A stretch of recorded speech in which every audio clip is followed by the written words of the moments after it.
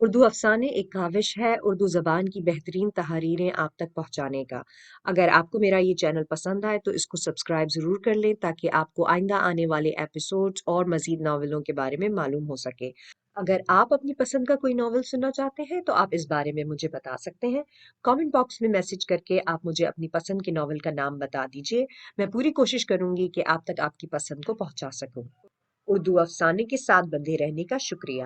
اب سنتے ہیں آپ کا پسندیدہ ناول۔ مکمل ناول مداوا، تحریر ماریہ نواز۔ اس نے کل شام سے کتنے ہی میسج اور فون کر ڈالے تھے اپنی سہیلی فوزیہ کو، پر وہ صدا کی سست آ کے ہی نہیں دے رہی تھی۔ اب ایسی بات فون پہ کرنے والی تو نہ تھی۔ اگلے دن وہ خود ہی جا پہنچی۔ فوزیہ کی اماں صحن میں بیٹھی تھیں۔ اس نے سلام کر کے فوزیہ کا پوچھا، چھت پر گئی ہے مرچیں دھوپ میں ڈالنے؟ تو کیسے اتنی صبح صبح؟ انہیں اس کے اتنے سویرے سویرے آنے پر حیرت ہوئی تھی۔ ہاں خالہ، وہ دھوپ تیز ہو جاتی ہے نا، پھر تو اس لیے، وہ انہیں جواب دیتی ہوئی سیڑھیوں کی طرف لپکی تھی۔ کمینی، کتنے فون کیے میں نے تجھے کل۔ اچھا چھوڑ، اس نے لوٹانے کا کام تو بعد میں بھی کر سکتی تھی۔ پتا ہے کیا، میرا رشتہ آیا ہے، وہ بتا کر بھنگڑا ڈالنے لگی تھی۔ کیا ہو گیا بھائی، فواد خان کا رشتہ آ گیا ہے کیا تیرے لیے؟ فوزیہ کو اس کی اس درجہ خوشی پر حیرت ہوئی تھی۔ ہائے، فواد خان کیا چیز ہے اس کے سامنے، وہ دونوں ہاتھ سینے پر رکھ کر ڈرامائی انداز میں بولی تھی۔ خالہ رحمت دا منڈا، فوزیہ کی کچھ سمجھ میں آنے لگا۔ ہاں نا، خوشی سے لبریز آواز میں اس نے تصدیق کی تھی۔ میسنی، تو کہہ رہی تھی اس نے تجھے صحیح سے دیکھا بھی نہیں؟ اللہ دی سو، مجھے تو خود کوئی امید نہیں تھی۔ بھابھی کا رشتہ دار نہ ہوتا نا تو اماں نے تو اس مونچھوں والے کے لیے ہی ہاں کر دینی تھی۔ اللہ سونا ہی مہربان ہو گیا میرے تے۔ خالہ رحمت اس کی اماں کی پکی سہیلی تھیں، اس سے لاڈ بھی کرتی تھیں بڑا، مگر یہ امید نہ تھی کہ اپنے بیٹے کا رشتہ ہی لے آئیں گی اس کے لیے۔ شکل کی وہ اچھی خاصی تھی، سگڑاپا بھی اماں نے کچھ زور زبردستی منتقل کر ہی دیا تھا اس میں۔ زبان گو اس کی اپنی عمر کی لڑکیوں سے تھوڑی لمبی تھی، مگر عقل سے پیدل وہ ہرگز نہیں تھی۔ تعلق بھی اچھے کھاتے پیتے زمیندار گھرانے سے تھا، مگر اس کے ان تمام تر مثبت قوائف کے باوجود اس رشتے پر دوست حیران اور دشمن پریشان تھے۔ وجہ یہ تھی کہ وہ چک نمبر 203 ضلع پتو کی بطول بانو تھی، اکرام الدین اور حور بانو کی منجلی اولاد، 2 بھائیوں سے چھوٹی، 1 بہن سے بڑی، ایف اے پاس، وہ بھی پرائیویٹ، گاؤں میں کالج جو نہیں ہوتا، اور رحمت خالہ کا بیٹا تھا ڈاکٹر جو اب سرجن بن رہا تھا۔ رحمت خالہ اور اس کی اماں کا بچپن لڑکپن ساتھ گزرا تھا۔ اماں شادی کے بعد اس کے ابا کے گاؤں بسیں اور خالہ رحمت اپنے میاں کے ساتھ لاہور سے دھار گئیں، مگر ان کی شادی سال بھر بھی نہ چل پائی اور بالآخر طلاق پر ختم ہوئی۔ ماں باپ نے بہتیرا سمجھایا دوسری شادی کے لیے، پر وہ نہ مانی۔ وہیں ماں باپ کے گھر میں اپنا اکلوتا بیٹا پالا پوسا، روپے پیسے کا مسئلہ نہ تھا، باپ کی لمبی چوڑی زمینیں تھیں، سابق سسر بھی سگے تایا تھے، انہیں طلاق دینے پر کچھ عرصہ تو بیٹے سے بالکل تعلق منقطع رکھا، پھر غصہ ٹھنڈا ہوا تو تعلقات تو پھر استوار کر لیے، مگر اس کے حصے کی پوری جائیداد پوتے کے نام لکھ دی تھی۔ رحمت خالہ بھی بڑی جیدار اور انتظامی خاتون تھیں، آگے بڑھ کر اپنے سب معاملات اپنے ہاتھ میں لیے، نہ خود کو کسی کے رحم و کرم پر چھوڑا اور نہ ہی اپنے بیٹے کو۔ بیٹے کی پڑھائی پر شروع سے پرزور رکھا۔ گاؤں میں اچھا اسکول نہیں تھا تو روز پتو کی بھیجتی رہیں۔ 8ویں 9ویں میں لاہور کے ایک مہنگے بورڈنگ اسکول میں ڈال دیا دل پر پتھر رکھ کر۔ وہ بھی ایسا ذہین فتین نکلا کہ ماں کا ایک ایک فیصلہ صحیح ثابت کرتا گیا۔ 10ویں میں پوزیشن، 12ویں میں پوزیشن، اور تو اور میڈیکل کالج میں بھی گولڈ میڈل۔ اس کی نانی کے گاؤں میں تو لوگ مثالیں دیتے تھے اس کی لیاقت کی۔ اس کی اماں بھی کبھی نہ کبھی اس کے اور اس کے 3 بہن بھائیوں کے سامنے اسے مشعل راہ کی طرح پیش کرتی۔ اس نے بچپن میں 2-4 بار دیکھا ہوا تھا اسے۔ نک چڑھا اور خاموش سا. اسے تو ذرا نہیں اچھا لگا تھا، مگر 2 سال پہلے وہ اماں کے میکے کے دورے میں ہمراہ تھی، اور ایسا کیسے ہو سکتا تھا کہ اماں کے میکے جائیں اور خالہ رحمت کے ہاں نہ ہو کے آئیں. وہ اماں کے ساتھ ان کے آنگن میں بیٹھی چائے کے ساتھ باقر خانی اور لاہور کی اسپیشل مٹھائی کے مزے اٹھا رہی تھی کہ اس نے آ کر اسے اور اماں کو سلام کیا. وہ اماں سے حال چال پوچھ رہا تھا، اور اماں اس کے بلائیں لینے کے ساتھ ساتھ اس کے اچانک اتنے بڑے ہو جانے پر حیرت کا اظہار کر رہی تھیں. مگر بطول بانو تو ہاتھ میں پکڑا رس گلہ بھول گئی تھی. لگ رہا تھا فرحت اشتیاق کا کوئی ہیرو ناول سے چھلانگ مار کر اس کے سامنے کھڑا ہو گیا ہے. اونچا لمبا کھڑے نقوش اور مڑی ہوئی پلکوں سے سجی ہوئی وہ حسین آنکھیں، ہے رنگ کچھ سانولا تھا مگر اتنا نفیس اور پروقار انداز، اور ریڈیو پریزنٹرز جیسی آواز. بطول تو اس دن رحمت خالہ کے آنگن میں دل چھوڑ کر ہی لوٹی تھی، مگر اتنی احمق نہیں تھی کہ اس کے خواب دیکھنے لگتی. وہ اتنا پڑھا لکھا شہری سا اپنی جیسی کسی ڈاکٹرنی سے ہی بیاہ کرتا.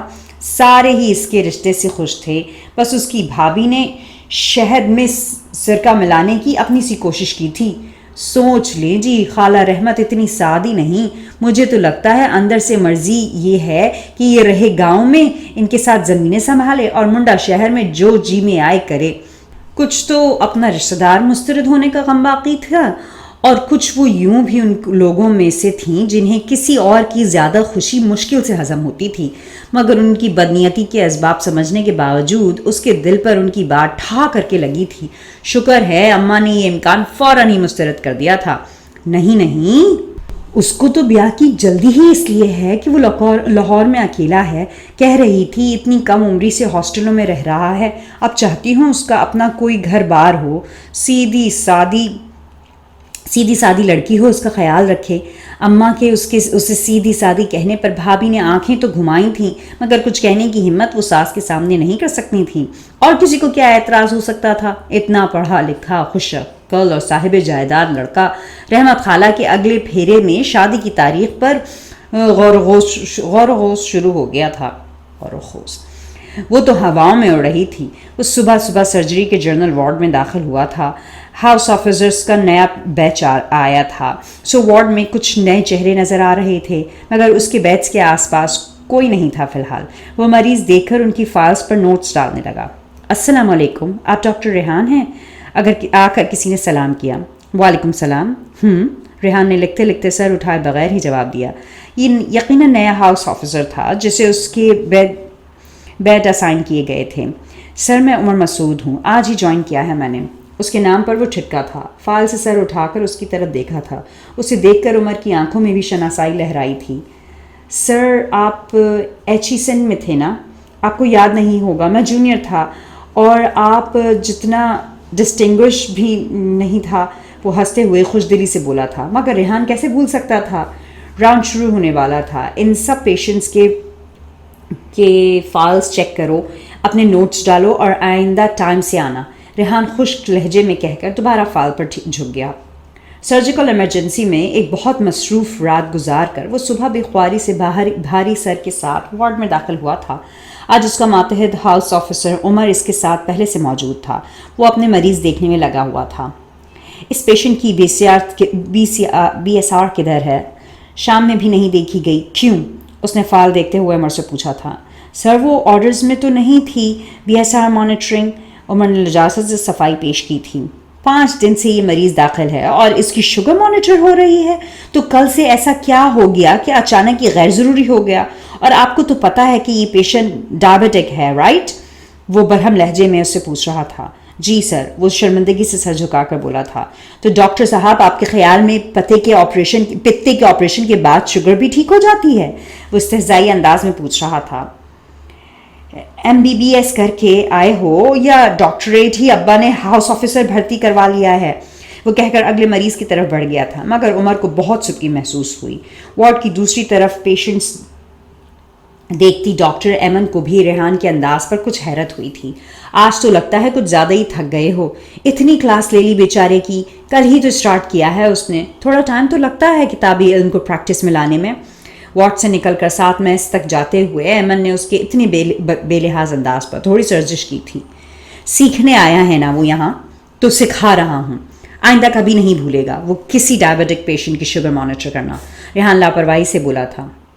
پروفیکشنسٹ تو تم ہمیشہ سے ہو، مگر آج لگ رہا ہے پروفیکشنسٹ سے ساتھ ساتھ تم مین بھی ہوتے جا رہے ہو. مجھے تو ہمدردی ہو رہی ہے تمہاری ہونے والی بیوی سے. ایمن تعصب سے بولی. بس ڈاکٹر صاحبہ، ہر لڑکی آپ کے جتنی خوش قسمت تو نہیں ہو سکتی نا کہ نوید جیسا شریف اور معصوم انسان مل جائے. اس دنیا میں ہر قسم کے مرد ہیں، پروفیکشنسٹ، شاؤنسٹ، نارسسسٹ. کچھ کو تو اپنی قسمت ان کے ساتھ بھی پھوڑنی ہی پڑتی ہے. وہ بظاہر افسوس سے بولا تھا. وہ فٹ السرز والا پیشنٹ ابھی تک پری آپریشن روم میں شفٹ کیوں نہیں ہوا؟ باری آنے والی ہے اس کی. ریحان پھر اس کے سر پر کھڑا جرا کر رہا تھا. سر وہ پیشنٹ چل نہیں سکتا اور ویل چیئر کوئی اویلیبل نہیں ہے. عمر بے چارگی سے بولا تھا. کوئی کام تم کر بھی سکتے ہو؟ ریحان نے سینے پر ہاتھ باندھ کر بظاہر تجسس سے پوچھا تھا. سر نہیں ہے کوئی ویل چیئر تو میں گھر سے تو نہیں لا سکتا نا. اتنے دن سے اس کے ہاتھوں بے عزت ہو کر بالآخر عمر کا صبر جواب دے دیا تھا. شہزادے، یہ ایک غریب سے ملک کا سرکاری اسپتال ہے. جتنا کام یہاں ہوتا ہے اس سے بہت کم کے ذرائع میسر ہیں. اگر یہاں کام کرنے والے ایکسکیوزز دینے لگیں تو ہر چیز کے لیے بہانہ موجود ہے. 100 بہانوں کے بجائے کام نکالنے کے طریقوں پر فوکس کیا کرو، یا پھر ویسے ہی بنوا لو سرٹیفکیٹ ہاؤس جاب کا. تمہارے لیے تو مشکل نہیں ہوگا. ریحان مشورے دے کر آگے بڑھ گیا تھا. ابے ہتھولا رکھا کر، ہیڈ آف دا ڈپارٹمنٹ کا بیٹا ہے. ڈاکٹر فرحان نے اس کا یہ گفتگو سن کر کہا تھا. ہیڈ آف دا ڈپارٹمنٹ کا بیٹا ہے تو کام نہیں کرے گا؟ ریحان لاپرواہی سے بولا تھا. واہ بھائی بھرم. Head of the department my foot. Farhan اس کی بے نیازی پر ہنستے ہوئے بولا تھا.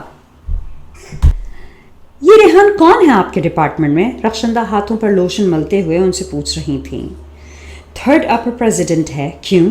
انہوں نے موبائل سے نظریں اٹھا کر آئینے میں اپنی خوبصورت بیوی کے عکس کو دیکھا تھا. کتنی چھوٹی لگتی تھی وہ ان سے. کچھ وقت بھی مہربان رہا تھا، کچھ خود بھی کاسمیٹک سرجن تھی، وقت کے اثرات سے بچنے کے طریقوں سے آشنا. عمر کو پریشان کیا ہوا ہے اس نے. وہ کچھ غصے سے بولی تھیں. ایسا کیا ہو گیا؟ ہاؤس جاب تو مشکل ہی ہوتی ہے، سب کو خوار ہونا پڑتا ہے. صرف خواری کی بات نہیں ہے. مسعود بار بار انسلٹ کرتا ہے وہ عمر کی. آپ ہیڈ آف دی ڈپارٹمنٹ ہیں اور آپ کی ناک کے نیچے کوئی آپ کے بیٹے کو بلی کر رہا ہے. ہاؤ ڈیئر ہی. ہاں کچھ مسئلہ تو ہے. کمپیٹیٹنٹ تو ہے، بہت محنتی ہے، مگر ایٹیٹیوڈ کا ایشو ہے کچھ اس کا. وہ کچھ سوچتے ہوئے بولے تھے. کسی اور نے بھی کمپلین کی ہے؟ نہیں، کمپلین تو کوئی نہیں، مگر میں نے خود فیل کیا ہے. سمجھتا ہے کچھ اپنے آپ کو. یا تو کوئی بہت تگڑی بیک ہے یا ویسے ہی دماغ خراب ہے. چلو دیکھتا ہوں، وہ پرسوچ انداز میں کہہ کر دوبارہ فون کی طرف متوجہ ہو گئے تھے. شادی کے دن قریب تھے. تیاریاں زور و شور سے جاری تھیں. اب تو گھر میں رشتہ دار بھی جمع ہونا شروع ہو گئے تھے. کافی ہلہ گلا تھا. اس کی خوشی چھپائے نہیں چھپ رہی تھی. اماں اور اس کی جل ککڑی بھابھی جب آس پاس نہ ہوتی تو وہ خود بھی اپنی شادی کی خوشی میں ناچتی گاتی پائی جاتی تھی. بس ایک کانٹا تھا دل میں. رشتہ ہونے کے بعد بھی ایک بار بھی اس نے رابطہ نہیں کیا تھا. اس کا نمبر لینا کون سا مشکل کام تھا. بات پکی ہونے پر اس کی کتنی کزنز اور بھاوجیں آئی تھیں. کسی سے بھی کہہ کر اس کا نمبر لے لیتا. اس کی سہیلی شبنم کا منگیتر تو پورا دن فون پر لگا رہتا تھا اس کے ساتھ. پر شبنم کا منگیتر تو ویلا تھا. اس کے والے کے پاس تو فالتو وقت کہاں تھا. خالہ رحمت بتاتی تھیں کتنی لمبی لمبی ڈیوٹیاں کرتا ہے، اور ہو سکتا ہے اسے اچھا بھی نہ لگتا ہو شادی سے پہلے فون پر یہ معاشقے. اب ہر کوئی شبنم کے منگیتر کی طرح اوچھا تو نہیں ہوتا. خود کو تسلی دیتے دیتے اس نے شبنم اور اپنے منگیتر کی شرافت کا تقابلی جائزہ شروع کر دیا تھا. اور پھر شرافت کے میدان میں بھی ڈاکٹر ریحان صاحب کو 100 میں سے 100 نمبر دیکھ کر مزید اس کی گرویدہ ہو گئی تھی. اگلے چند دن خوشی کے ہنڈولے میں جھولتے پر لگا کر گزرتے گئے. مگر آج جو وہ حجلہ روسی میں بیٹھی تھی اس کی منتظر تو اچھی بھلی گھبراہٹ ہو رہی تھی. اگر وہ اسے اچھی نہ لگی، اگر وہ اسے گنواڑ لگی، نئے نئے اندیشے اسے ڈرا رہے تھے. اب ایسی بھی بات نہیں، ایف اے تو کیا ہے میں نے. انگریزی بھی کلاس میں سب سے اچھی تھی میری. تھوڑی بہت بات چیت تو کر ہی سکتی ہوں میں انگریزی میں. وہ دل ہی دل میں اسے امپریس کرنے کے منصوبے بنانے لگی. کچھ ہی دیر میں وہ آ گیا. سلام کر کے اس کے سامنے بیٹھا تو بطول کو اپنی دھڑکن کانوں میں سنائی دینے لگی. آپ چینج کر لیں، تھک گئی ہوں گی. وہ چند لمحے اسے دیکھتے رہنے کے بعد بولا تھا. ویسے بہت خوبصورت لگ رہی ہیں. اس کے دل کی کلی کھل گئی تھی تعریف سن کے. تھینک یو، وہ شرماتے ہوئے بولی تھی. I like you too. ہائے یہ منہ سے کیا نکل گیا تھا. وہ تو جواباً تعریف کرنا چاہ رہی تھی. نہیں میرا مطلب ہے کہ I like your dress. میرا مطلب آپ یہ اچھا لگ رہا ہے آپ پر. مطلب آپ بھی اچھے لگ رہے ہیں. بڑی مشکل سے اپنا معنی معافی ضمیر بیان کر رہی تھی. چلیں یہ تو بہت اچھی بات ہے کہ آپ کو میں بھی اچھا لگا اور میرے کپڑے بھی. ریحان جواباً مسکراہٹ دباتے ہوئے بولا تھا. جواباً اس نے زبان بند رکھنے میں ہی عافیت جانی تھی. ڈاکٹر ریحان نظر نہیں آ رہے آج؟ ڈاکٹر مسعود نے راؤنڈ کے دوران پوچھا تھا. سر وہ چھٹی پر ہیں، ان کا تو ولیمہ ہے آج. ایک جونیئر ڈاکٹر نے مسکراتے ہوئے بتایا تھا. آپ لوگوں کو انوائٹ نہیں کیا اس نے؟ کیا تھا سر، مگر وینیو بہت دور تھا. بتوکی کے قریب کوئی گاؤں ہے جہاں ان کی فیملی رہتی ہے، وہیں ہے فنکشن. ڈاکٹر ایمن فرحان اور نوید ہی گئے ہیں. ڈاکٹر مسعود کا ماتھا ٹھنکا تھا. کیا نام ہے اس کے گاؤں کا؟ سر کوئی چک نمبر ہے، ایگزیکٹلی مجھے یاد نہیں. وہ سر کھجاتے ہوئے بولا. اوکے. وہ بظاہر آگے بڑھ گئے تھے مگر اندر سے ان کی سوئی چک نمبر پر بری طرح اٹکی تھی. راؤنڈ ختم ہوتے ہی انہوں نے اپنے آفس میں جا کر ریحان کی فائل منگوائی تھی. اس کے قوائف پڑھ کر کچھ چھوٹے سوالوں کا جواب ان کو ضرور ملا تھا، مگر جو سوال کھڑے ہوئے تھے کیا ان کے جواب دینے کی اہلیت وہ رکھتے تھے؟ اس کے کاغذات پر لگی پاسپورٹ سائز تصویر پر ہاتھ پھیرتے ہوئے انہوں نے سوچا تھا. رات کو دیر سے سونے کے باوجود اس کی آنکھ صبح ہی صبح کھل گئی تھی. دیر تک سونے کی عادت اماں نے کبھی پڑنے ہی نہ دی تھی. ذرا دیر ہو جائے تو اس کے سر ہو جایا کرتی تھیں اور 7 بجے فرمایا کرتی تھیں. اٹھنی 10 بج رہے ہیں، کیوں نہیں نحوست پھیلا رہی ہے؟ اس نے کروٹ بدل کر بے سد پڑے ریحان کو دیکھا تھا. اگر یہ خواب ہے تو خدا کرے کبھی آنکھ نہ کھلے میری. وہ مسکراتے ہوئے اسے دیکھ کر سوچ رہی تھی. اس کے ماتھے پر آئے ہوئے بال ہٹانے کو جی چاہا تھا، ہاتھ بھی بڑھایا تھا مگر پھر واپس کھینچ لیا تھا. تمام قربت کے باوجود جھجک باقی تھی. اصل میں تو 5 دن ہی ہوئے تھے انہیں ایک دوسرے کے ساتھ. وہ اٹھ کر تیار ہوئی اور باہر نکل آئی. رحمت خالہ کی تلاش میں ادھر ادھر نظر دوڑائی مگر وہ نظر نہیں آئیں. ایک ہی 4 دیواری کے احاطے میں کچھ فاصلے پر 3 الگ الگ مکان بنے ہوئے تھے. ایک رحمت خالہ کا، ایک ان کے بڑے بھائی کا اور ایک چھوٹے کا. وہ بچپن سے یہاں آ رہی تھی. 1 سے 3 گھر بنتے بھی کچھ دیکھا تھا. اس کے پیچھے کی کہانیاں بھی کئی بار اس کے سامنے دہرائی جا چکی تھیں. رحمت خالہ طلاق کے بعد گھر آ بیٹھیں تو باپ نے اپنے جیتے جی انہیں ان کا حصہ بھی دے دیا کہ بعد میں نہ جانے بھائی دیں نہ دیں. یہ بات بھائیوں اور ان سے بھی زیادہ بھابھیوں کو ناگوار گزری تھی. کافی اعتراضات کیے گئے تھے کہ اسے کون سے فاقے پڑ رہے ہیں. لڑکے کے نام بھی دادا نے اچھی بھلی زمین کر دی ہے مگر رحمت خالہ کے ابا پیچھے نہ ہٹے. پاجی نے اپنے پوتے کو دی ہے زمین، میں اپنی بیٹی کو اس کا حصہ دے رہا ہوں. پھر اپنی زندگی میں ہی تینوں کے اپنے اپنے پورشن بنوا دیے کہ روز روز کی بک جھک جھک نہ رہے. ان کے انتقال کے کچھ عرصے بعد ہی بڑے بھائی ظہیر کے گردے فیل ہو گئے. شروع میں چھوٹے بھائی نے کچھ نہ کچھ ساتھ دیا مگر جب اندازہ ہوا کہ یہ اندھا کنواں ہے تو چھوٹے بھائی نے بھی بالکل ہاتھ کھینچ لیا. گردے کی پیوند کاری کا آپریشن کرانے کے لیے زمین بیچنے کی نوبت آ گئی تو رحمت خالہ کھڑی ہو گئی. اس کے 5 ہیں، میرا ایک ہی ہے. اس کو بھی دادی نے تگڑا حصہ دے دیا ہے. میں نے کیا کرنا ہے اتنی زمین کا؟ جو 1 ایکڑ میری ملکوں کے ساتھ لگتی ہے وہ بیچ دیتی ہوں. انہی کو آپریشن کے لیے پیسے ہو جائیں گے. رحمت خالہ کی قربانی بھائی کی جان تو نہ بچا سکی مگر ان کی زمین ضرور بچا لی. اس کی بیوی کو زمینداری کے معاملات کی سمجھ بوجھ نہ تھی اور دوسرا بھائی صرف اپنے فائدے کے لیے اپنا دماغ اور توانائی صرف کرنے پر یقین رکھتا تھا. رحمت خالہ نے آگے بڑھ کر اس کے معاملات بھی دیکھے. کچھ بھابھی کو سکھایا سمجھایا، کچھ خود ہی کرتی رہیں. اور بھائی جو زمین میں انہیں حصہ دینے پر باپ سے لڑا پڑا تھا، وہ بھابھی جو اکثر انہیں باتوں باتوں میں گھر نہ بسا پانے کا تانا دیا کرتی تھیں، آج انہی کے بچے خالہ رحمت پر نہ صرف جان چھڑکتے تھے بلکہ ان کی بات کو حکم کا درجہ دیتے تھے. اسے شروع سے رحمت خالہ بڑی اچھی لگتی تھیں، باہر سے سخت اندر سے ہمدردانہ اور دلگداز رکھنے والی. نہ تو کبھی منجنون لائے طویلا اتنا گندا، اللہ معافی سا نہ آئے بندے کو. کیسے نہ ہو منجا تھری، کوئی کام جو تو ٹھیک سے کر لے. خالہ رحمت شیدے کو ڈانٹتے ہوئے چلی آ رہی تھیں اور وہ پیچھے دودھ کی بالٹی اٹھائی یوں ڈھٹائی سے دانت نکالے آ رہی تھی جیسے بے عزتی کسی اور کی ہو رہی ہو. اس پر نظر پڑی تو اس نے جھٹ سلام کیا تھا. شادی سے پہلے اکثر ملنا ملانا رہتا تھا اور بڑی گپ شپ تھی ان سے، مگر اس نئے رشتے کی وجہ سے وہ کچھ جھجک محسوس کر رہی تھی. وعلیکم السلام، اٹھ گئیں؟ ریحان بھی اٹھ گیا؟ نہیں، وہ ابھی سو رہے ہیں۔ چل میں اور تو ناشتہ کرتے ہیں پھر۔ میں نے بھی نہیں کیا ابھی تک۔ باورچی خانے میں آ کر انہوں نے پراٹھوں کے لیے آٹا نکالا تو وہ کھڑی ہو گئی۔ خالہ میں بناتی ہوں پراٹھے۔ ہاں، تاکہ تیری ماں ساری عمر مجھے تانے دے کہ میری لڑکی کی مہندی بھی اترنے کا انتظار نہیں کیا، وہ ہنستے ہوئے بولی تھیں۔ اگلی بار آئے گی تو کھانا تو تجھی سے پکواؤں گی میں۔ اس نے مسکراتے ہوئے اس بات میں سر ہلا دیا تھا۔ بس میرے پتر کا بہت خیال رکھی ماں، وہ پراٹھا بیلتے بیلتے بولی تھیں۔ اس نے فرما برداری سے سر ہلایا تھا۔ چھوٹا سا تھا جب ہاسٹل گیا تھا، تھوڑے تھوڑے دنوں کے لیے آتا ہے، کبھی کبھی تو لگتا ہے جی بھر کے دیکھا ہی نہیں میں نے اس کو۔ ایک لمحے کو رک کر انہوں نے آستین کے کنارے سے آنسو پوچھے تھے، پھر بیلا ہوا پراٹھا اٹھا کر خشکا جھاڑنے لگی تھیں۔ آپ بھی ہمارے ساتھ کیوں نہیں چلتی؟ بطول کا دل اداس ہوا تھا ان کے لیے۔ ریحان بھی بار بار کہتا ہے پر میرا دل نہیں لگتا شہر میں، پھر میں کیسے چلی جاؤں یہ سب چھوڑ کر؟ اسے تو کوئی دلچسپی نہیں، نہ زمین سے نہ زمینداری سے۔ پتہ نہیں میرے بعد کون آباد کرے گا یہ سب، پر اپنے جیتے جی تو میں یہ زمین آباد رکھوں گی، وہ پراٹھا توے سے اتارتے ہوئے بولی تھیں۔ اگلے دن ان کی روانگی تھی لاہور کے لیے۔ اماں بھی آئی تھیں انہیں رخصت کرنے، مگر مجال ہے کہ بیٹی کے دور جانے پر کوئی محبت جاگی ہو اس کے لیے۔ خیال رکھنا اپنے میاں کا، گاؤں کی لڑکی سے اس نے اسی لیے کی ہے شادی کہ خدمت خاطر کرے اس کی۔ کوئی شکایت ملی نا تو وہیں آ کے گت پکڑنی ہے تیری میں نے۔ اچھا اماں آج تو بس کر دو، لوگوں کی مائیں اگلوں کو کہتی ہیں میری پھول سی بچی ہے، لے جا رہے ہو خیال رکھنا، مجھے کہیں سے اٹھا کے تو نہیں لائیں تھیں؟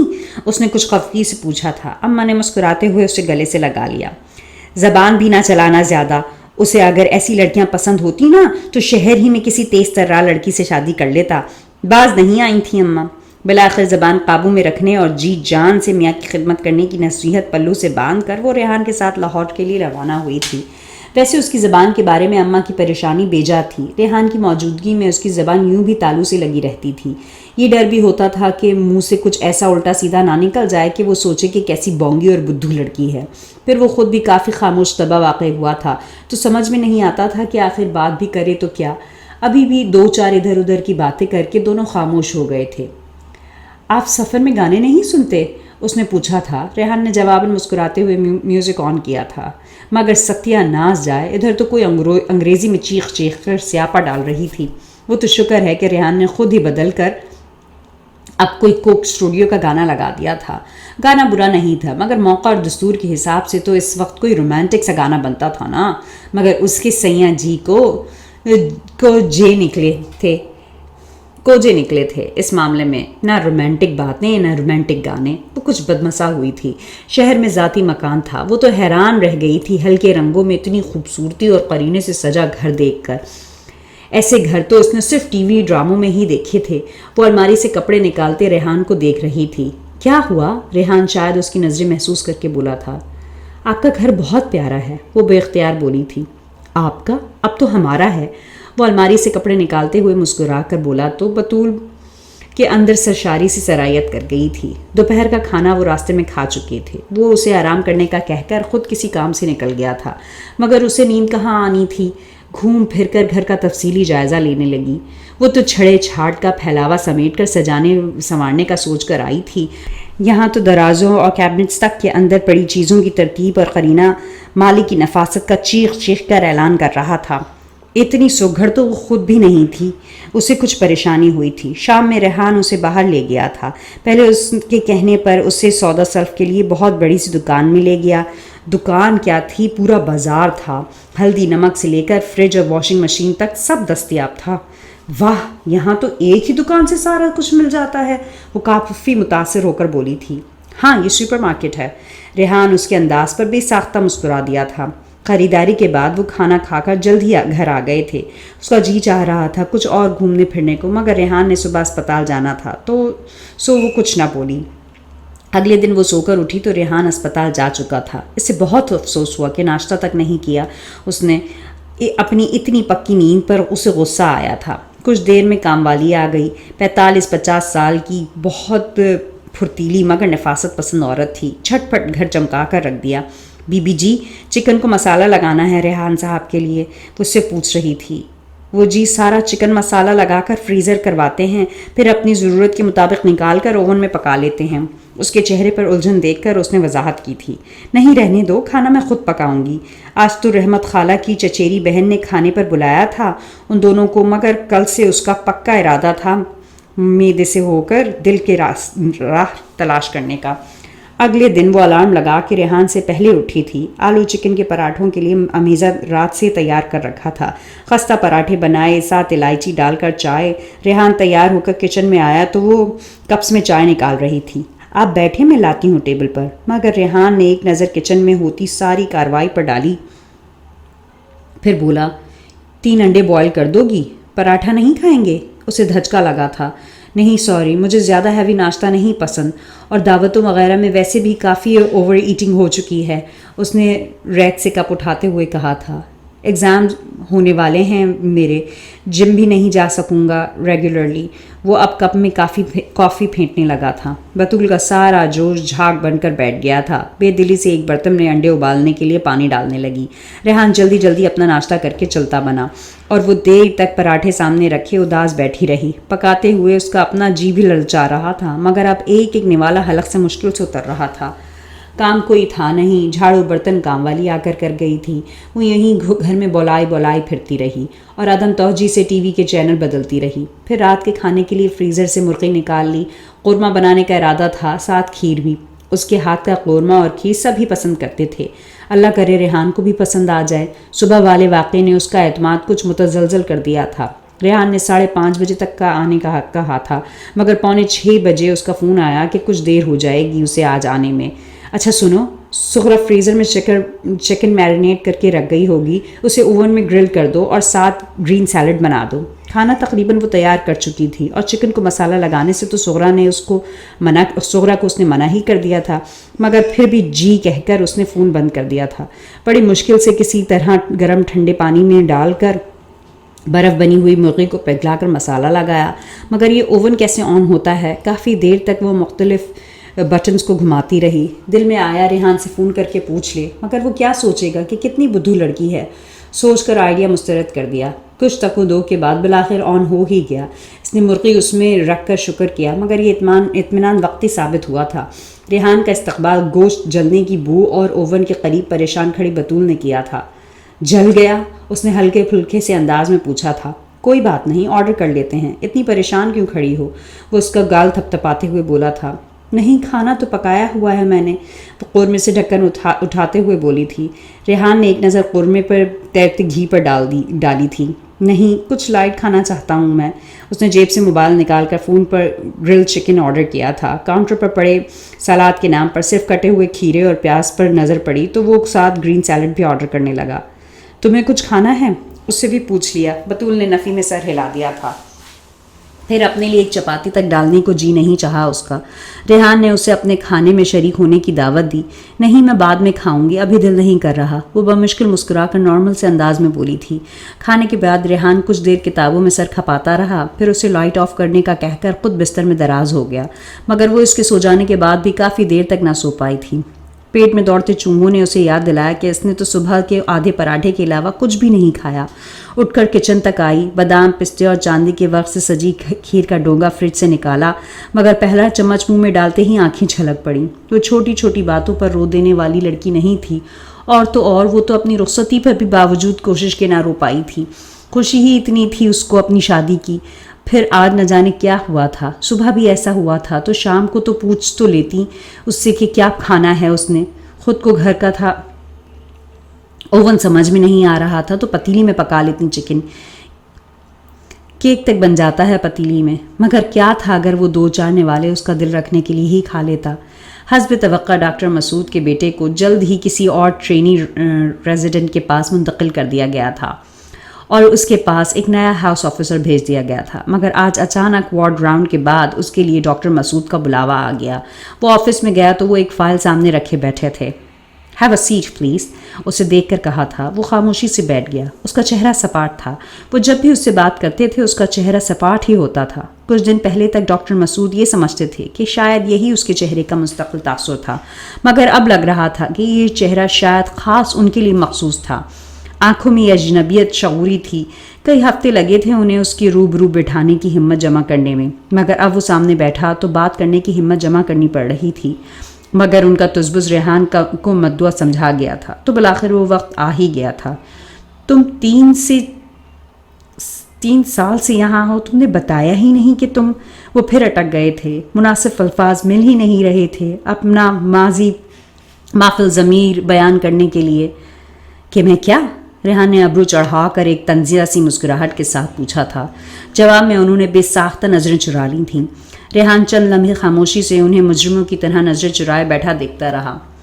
آپ یہاں ہیڈ آف دی ڈپارٹمنٹ ہیں، میرے سپروائزر ہیں. اس سے زیادہ نہ میں آپ کو جانتا ہوں نہ جاننے میں دلچسپی رکھتا ہوں. وہ سپاٹ سے لہجے میں کہہ کر اٹھ کھڑا ہوا تھا اور وہ خاموشی سے اسے جاتا دیکھتے رہ گئے تھے. جسے 27 سال وہ فراموش کیے بیٹھے رہے، اب اس کو کہنے کے لیے ان کے پاس تھا ہی کیا؟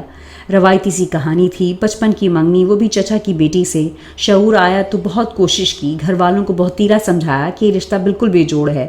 وہ ڈاکٹر بن چکے تھے اور رحمت بس تھوڑی بہت اردو پڑھ لکھ لیتی تھی، مگر گھر والوں کے نزدیک یہ تو کوئی بات ہی نہیں تھی. انہیں شادی کرنی ہی پڑی تھی اور ان کی تمام تر بے دلی کے باوجود شاید چل ہی جاتی اگر ان کی زندگی میں رخشندہ نہ آتی. وہ ان کے ساتھ سرجری میں ریزیڈنسی کر رہی تھی. ہر وقت کا تعلق دوستی میں بدل گیا اور پھر دوستی محبت میں. ایک دوسرے کے بغیر جینا محال لگنے لگا تھا. رخشندہ کے گھر والوں نے شرط رکھ دی تھی کہ پہلی بیوی کو چھوڑنا پڑے گا. وہ اپنی اکلوتی خوبصورت بیٹی کو 2 کشتیوں میں سوار نہیں کرنا چاہتے تھے. بہت مشکل فیصلہ تھا. ابا جی تو آگ کرنے کو تیار بیٹھے ہی تھے. رحمت کو دیکھ کر ضمیر بھی کچوکی لگاتا تھا. وہ امید سے بھی تھی مگر خود غرض دل جیت گیا تھا. انہوں نے رحمت کے سامنے یہ آپشن رکھا تھا کہ وہ چاہے تو بچہ ان کے حوالے کر کے اپنی نئی زندگی کا آغاز کر سکتی ہے، مگر اس نے ایک زخمی نگاہ ان پر ڈال کر رخ موڑ لیا تھا. ابا جی نے 10 سال تک اس سے قطع تعلق کیے رکھا. پھر خون کی کشش نے غم و غصے کو آہستہ آہستہ کم کر دیا تھا. جب تک وہ زندہ رہے انہیں بتاتے رہتے تھے ان کے بیٹے کے متعلق. اتنا تمیزدار ہے، اتنا قابل ہے، ساتھ انہیں لتاڑتے بھی رہتے تھے. ان کی موت کے بعد نہ کسی نے انہیں اس کے متعلق بتایا نہ انہوں نے پوچھا. ان کی زندگی بڑی بھرپور تھی. ان کی شریک حیات ان کی ہم خیال بھی تھی اور ہم قدم بھی. زندگی میں سب تھا جن کا انہوں نے کبھی خواب دیکھا تھا. دل کے ایک کونے میں جو احساس جرم دبا تھا اسے وہ دبا ہی رہنے دینا چاہتے تھے، مگر اب جو وہ مجسم ہو کر ان کی آنکھوں کے سامنے آن کھڑا ہوا تھا تو وہ چاہ کر بھی اب اسے نظر انداز نہیں کر سکتے تھے. تم آگے کالج میں ایڈمیشن کیوں نہیں لے لیتی؟ آج کھانے کے دوران ریحان نے اچانک کہا تھا. کیا اسے میرا کم پڑھا لکھا ہونا چبھنے لگا ہے؟ بطول کے دماغ میں سب سے پہلے اس منفی سوچ نے دستک دی تھی. اگر تمہیں آگے پڑھنے میں کوئی انٹرسٹ نہیں ہے تو کوئی اور کورس وغیرہ جوائن کر لو، کوکنگ، آرٹ، کوئی بھی چیز جس میں تمہیں دلچسپی ہو. دا پوائنٹ از کہ تمہارے پاس کوئی اچھی ایکٹیویٹی ہوگی اور کچھ سوشل لائف بھی ہو جائے گی. بات تو ٹھیک تھی، کام تو زیادہ تر کام والی ہی کر جاتی تھی. کھانے پینے کا ریحان کو شوق نہیں تھا یا شاید فٹنس کا جنون تھا، سو گھنٹوں لگا کے پکوان پکانے کی بھی کوئی ضرورت نہیں تھی. وہ پورا دن اس کے آنے کا انتظار کرتی تھی اور آ جانے کے بعد اس کے التفات کا جو بہت مختصر سا نصیب ہوتا تھا. واپس آنے کے بعد بھی اکثر کتابوں میں الجھا ہوا ملتا. امتحان بھی ہونے والا تھا اس کا. نہیں، بی اے میں ہی لے لیتی ہوں، آگے داخلہ. پڑھائی کا اسے کوئی بہت زیادہ شوق تو نہیں تھا، مگر اتنے پڑھے لکھے بندے کی بیوی خالی ایف اے پاس اچھی تھوڑی لگتی ہے. اس نے نہ صرف داخلہ لیا تھا بلکہ دل لگا کر پڑھنے کی بھی ٹھانی تھی. بطول کو اپنے خوابوں کا شہزادہ تو مل گیا تھا، مگر تعبیر اس کے خوابوں جیسی نہیں تھی. محبوب نظروں کے سامنے تھا تو چاہے جانے کی خواہش منہ زور ہو گئی تھی. اس کی سمجھ میں نہیں آتا تھا وہ ایسا کیا کرے کہ وہ اسے اچھی لگے. روز اس کے لیے تیار ہوتی، وہ جھٹ تعریف بھی کر دیتا، مگر نظر بھر کر دیکھتا بھی نہیں تھا. مصروف رہتا تھا. ہسپتال سے آ کر بھی کتابیں یا لیپ ٹاپ نہیں تو پھر موبائل. اس سے بھی بس رسمی 2-4 باتیں کرتا. اس کی باتوں پر بھی بس وہ ہاں ہوں ہی کرتا. وہ بھی اس کی عدم توجہ محسوس کر کے خاموش ہو جاتی تھی. اسے اکثر یہی محسوس ہوتا کہ ریحان کو اس کی باتیں ڈسٹرب کر رہی ہیں. اپنے گاؤں کے، اپنے بچپن کے وہ قصے جو اس کی زبان سے سن کر لوگ لوٹ پوٹ ہو جایا کرتے تھے، پتہ نہیں ریحان کو کیوں دلچسپ نہیں لگتے تھے. وہ ایک مروت بھری مسکراہٹ ہونٹوں پر سجائے اس کے چپ ہو جانے کا انتظار کیا کرتا تھا. شاید بطول کی وہ زبان جس کی ضرورت سے زیادہ چلنے کا اماں رونا روتی تھیں کہیں گم ہی ہوتی جا رہی تھی. وہ سو جاتا تو وہ دیر تک اسے تکتی رہتی. وہ اتنا قریب تھا تو پھر یہ نارسائی کا سا احساس کیوں دل میں گڑتا جا رہا تھا. فوزیہ نے اسے شبانہ اور اس کے شوہر کی تصویریں بھیجی تھیں. دیکھ تو ذرا شہدی کو کیا بنی ہوئی ہے ہنی مون پر. بندہ بھی کوئی رچ کے شہدا ہے. شبانہ نے میک اپ بغیر تولے تھوپ رکھا تھا اور اس کے شوہر نے اس کے فروزی جوڑے سے میچنگ کے چکر میں فروزی شرٹ چڑھا رکھی تھی جو توند پر پھنسی ہوئی تھی. ایک جیسے کالے چشموں میں وہ چپک چپک کر تصویریں کھنچواتے ہوئے کتنے مضحکہ خیز لگ رہے تھے. کوئی اور وقت ہوتا تو وہ 2-4 جگتیں وہ بھی کر دیتی، مگر اس وقت تو اسے ان دونوں کے چہرے پر وہ چمک نظر آئی جو ایک دوسرے کے ساتھ کی خوشی ہونے کی رقم تھی. خوش ہونے کے لیے خاص ہونا تو ضروری نہیں ہوتا، نہ ہی کسی ایسے خاص کا ساتھ جو دیکھنے والوں کی آنکھوں میں رشک بھر دے. آج وہ ریحان کے ساتھ باہر آئی تھی. اس کے 2 دوستوں کے ساتھ باہر کھانے کا پلان تھا. میاں بیوی تھے، ڈاکٹر نوید اور ڈاکٹر ایمن. ان کی شادی پر گاؤں بھی آئے تھے. بعد میں انہیں چائے پر گھر بھی بلایا گیا تھا، مگر ریحان کا کوئی کام تھا سو ملاقات مختصر رہی. ریسٹورنٹ کے باہر ہی مل گئے تھے وہ دونوں انہیں. ایمن ہمیشہ کی طرح بڑے پرخلوص سے انداز میں ملی تھی. ریسٹورنٹ دوسری منزل پر تھا، سامنے ہی ایکسیلیٹر نصب تھا. وہ اس کی طرف بڑھ گئے تھے، مگر اسے تو ڈر لگتا تھا ایکسیلیٹر پر چڑھنے سے. مال میں بھی وہ ہمیشہ سیڑھیاں ہی چڑھنا پسند کرتی تھی اور ریحان بھی ساتھ ہو لیتا. ایکسیلیٹر سے ہی چلتے ہیں، ان کی سیڑھیاں پیچھے کی طرف ہیں، ریحان نے کہا تھا. وہ پریشانی سے اوپر جاتی پٹی کو دیکھنے لگی. بچپن میں وہ ایک بار موٹر والے جھولے پر گر گئی تھی. اس کے بعد سے وہ ایسی کسی بھی چیز سے ڈرتی تھی. آؤ کچھ نہیں ہوتا. ریحان اس کا ہاتھ تھام کر آگے بڑھا تھا، مگر وہ اس پر چند قدم رکھنے کی ہمت ہی نہیں کر سکی تھی. ایمن اور نوید پہلے ہی اس پر جا چکے تھے. ہم اسٹیئرز سے آتے ہیں، ریحان نے ان سے کہا اور وہ لب بیچ کر واپس اتر گیا تھا. آؤ کہہ کر وہ تیز قدموں سے آگے بڑھنے لگا. وہ بھی پیچھے چل پڑی. سیڑھیوں کے پاس پہنچ کر چند سیکنڈز رک کر اس نے بطول کے پہنچنے کا انتظار کیا. ایکسیلیٹر سے تمہارا کیا ایشو ہے؟ اتنا ڈرامہ کرنے کی کیا ضرورت تھی بلا وجہ؟ وہ جھلائے ہوئے انداز میں بول کر سیڑھیاں چڑھنے لگا تھا. بطول نے بمشکل امڑنے کو بےتاب آنسوؤں کو روکا تھا، مگر سیڑھیاں ختم بھی نہ ہوئی تھیں کہ ریحان نے پلٹ کر اس کے جھکے ہوئے سر کو دیکھا تھا. آئی ایم سوری، مجھے تم سے اس طرح بات نہیں کرنی چاہیے تھی. I am really sorry. وہ معذرت کر رہا تھا. Are you okay? بطول کا جی چاہا کہ کہہ دے کہ وہ کہا کرے جو کہنا چاہتا ہے، وہ نہیں جو اس کے خیال میں اسے کہنا چاہیے. کم از کم وہ اتنا تو جان سکے کہ وہ کیا سوچتا ہے اس کے بارے میں، کیا محسوس کرتا ہے اس کے لیے. مگر اس بات میں سر ہلا کر سیڑھیاں چڑھتی رہی. ڈنر کے دوران ایم کی تمام تر خوش مزاجی اور اسے گفتگو میں شامل کرنے کی کوشش کے باوجود وہ بس صرف مسکرانے پر اکتفا کرتی رہی. ان تینوں میں اتنا کچھ مشترک تھا. برسوں گزارے تھے انہوں نے ساتھ. ان کی باتیں، ان کا ہنسی مذاق، سب تو اس کی سمجھ میں بھی نہیں آ رہا تھا تو وہ شامل بھی کیا ہوتی. ریحان کو اس نے پہلی دفعہ اس طرح دیکھا تھا، کھل کر ہنستے، اتنا بولتے، مذاق کرتے. یہ تو وہ ریحان تھا ہی نہیں جو اس کے ساتھ رہتا تھا. دل میں حسرت کے ساتھ دماغ میں ایک سوال نے پھر سے سر اٹھایا تھا. آخر ریحان نے اپنی جیسی کسی لڑکی سے شادی کرنے کے بجائے اس سے شادی کیوں کی؟ آپ نے گاؤں میں شادی کیوں کی؟ لیٹنے سے پہلے حسب عادت چادر جھاڑتے ہوئے اس نے پوچھ ہی لیا تھا. کیا مطلب؟ اور کہاں شادی کرتا؟ سارا خاندان میرا گاؤں میں تھا. وہ گود میں رکھے لیپ ٹاپ سے نظریں ہٹائے بغیر بولا تھا. اسے سوال غالباً صحیح سے سمجھ میں ہی نہیں آیا تھا. نہیں، میرا مطلب آپ نے گاؤں کی لڑکی سے شادی کیوں کی؟ کیوں، کوئی مسئلہ ہوتا ہے گاؤں کی لڑکیوں میں؟ اس نے مسکرا کر جواباً سوال کیا تھا. نظریں ہنوز لیپ ٹاپ پر تھیں. نہیں، میں یہ پوچھنا چاہ رہی تھی کہ آپ نے مجھ سے شادی کیوں کی؟ اماں کو تم پسند تھیں؟ لاپرواہی سے جواب آیا تھا. یہ کوئی نئی اطلاع نہیں تھی اس کے لیے. اور آپ کی پسند؟ آپ نے نہیں سوچا تھا کہ آپ کی شادی کیسی لڑکی سے ہونی چاہیے؟ اس نے مزید کوریدا. نہیں، کوئی ایسا خاص امیج ہی نہیں تھا دماغ میں. وہ عام سے لہجے میں کہہ کر کچھ ٹائپ کرنے لگا تھا. بطول نے مایوس ہو کر کروٹ بدل لی تھی. ڈاکٹر سبین اور ڈاکٹر مسعود صبح اس کے ساتھ ایمرجنسی کے راؤنڈ پر تھے. ہیڈ آف دا ڈپارٹمنٹ کا ایمرجنسی میں رونق بخشا ایسا منظر تھا جو سرکاری اسپتالوں میں خال خال ہی نظر آتا تھا. مگر جہاں بھی اس کی ڈیوٹی ہوتی تھی ڈاکٹر مسعود کو راؤنڈ کرنے کا خیال آ ہی جاتا تھا. انہوں نے اس دن کے بعد بھی کئی بار اس سے بات کرنے کی کوشش کی تھی، مگر اس کی حد درجے بیگانگی ان کی ہمت توڑ دیتی تھی. ایمرجنسی بھری ہوئی تھی. رات کے آخری پہر 2 مختلف سمت سے آنے والے کوسٹرز کی تمام کے تصادم کے نتیجے میں 2 درجن سے زیادہ زخمیوں کو لایا گیا تھا. ویسے آئی مسٹ سے ڈاکٹر ریحان، جیسے آپ نے سچویشن کو مینیج کیا فوری طور پر، great job. Doctor Sabeen ground کے اختتام پر بولی تھی.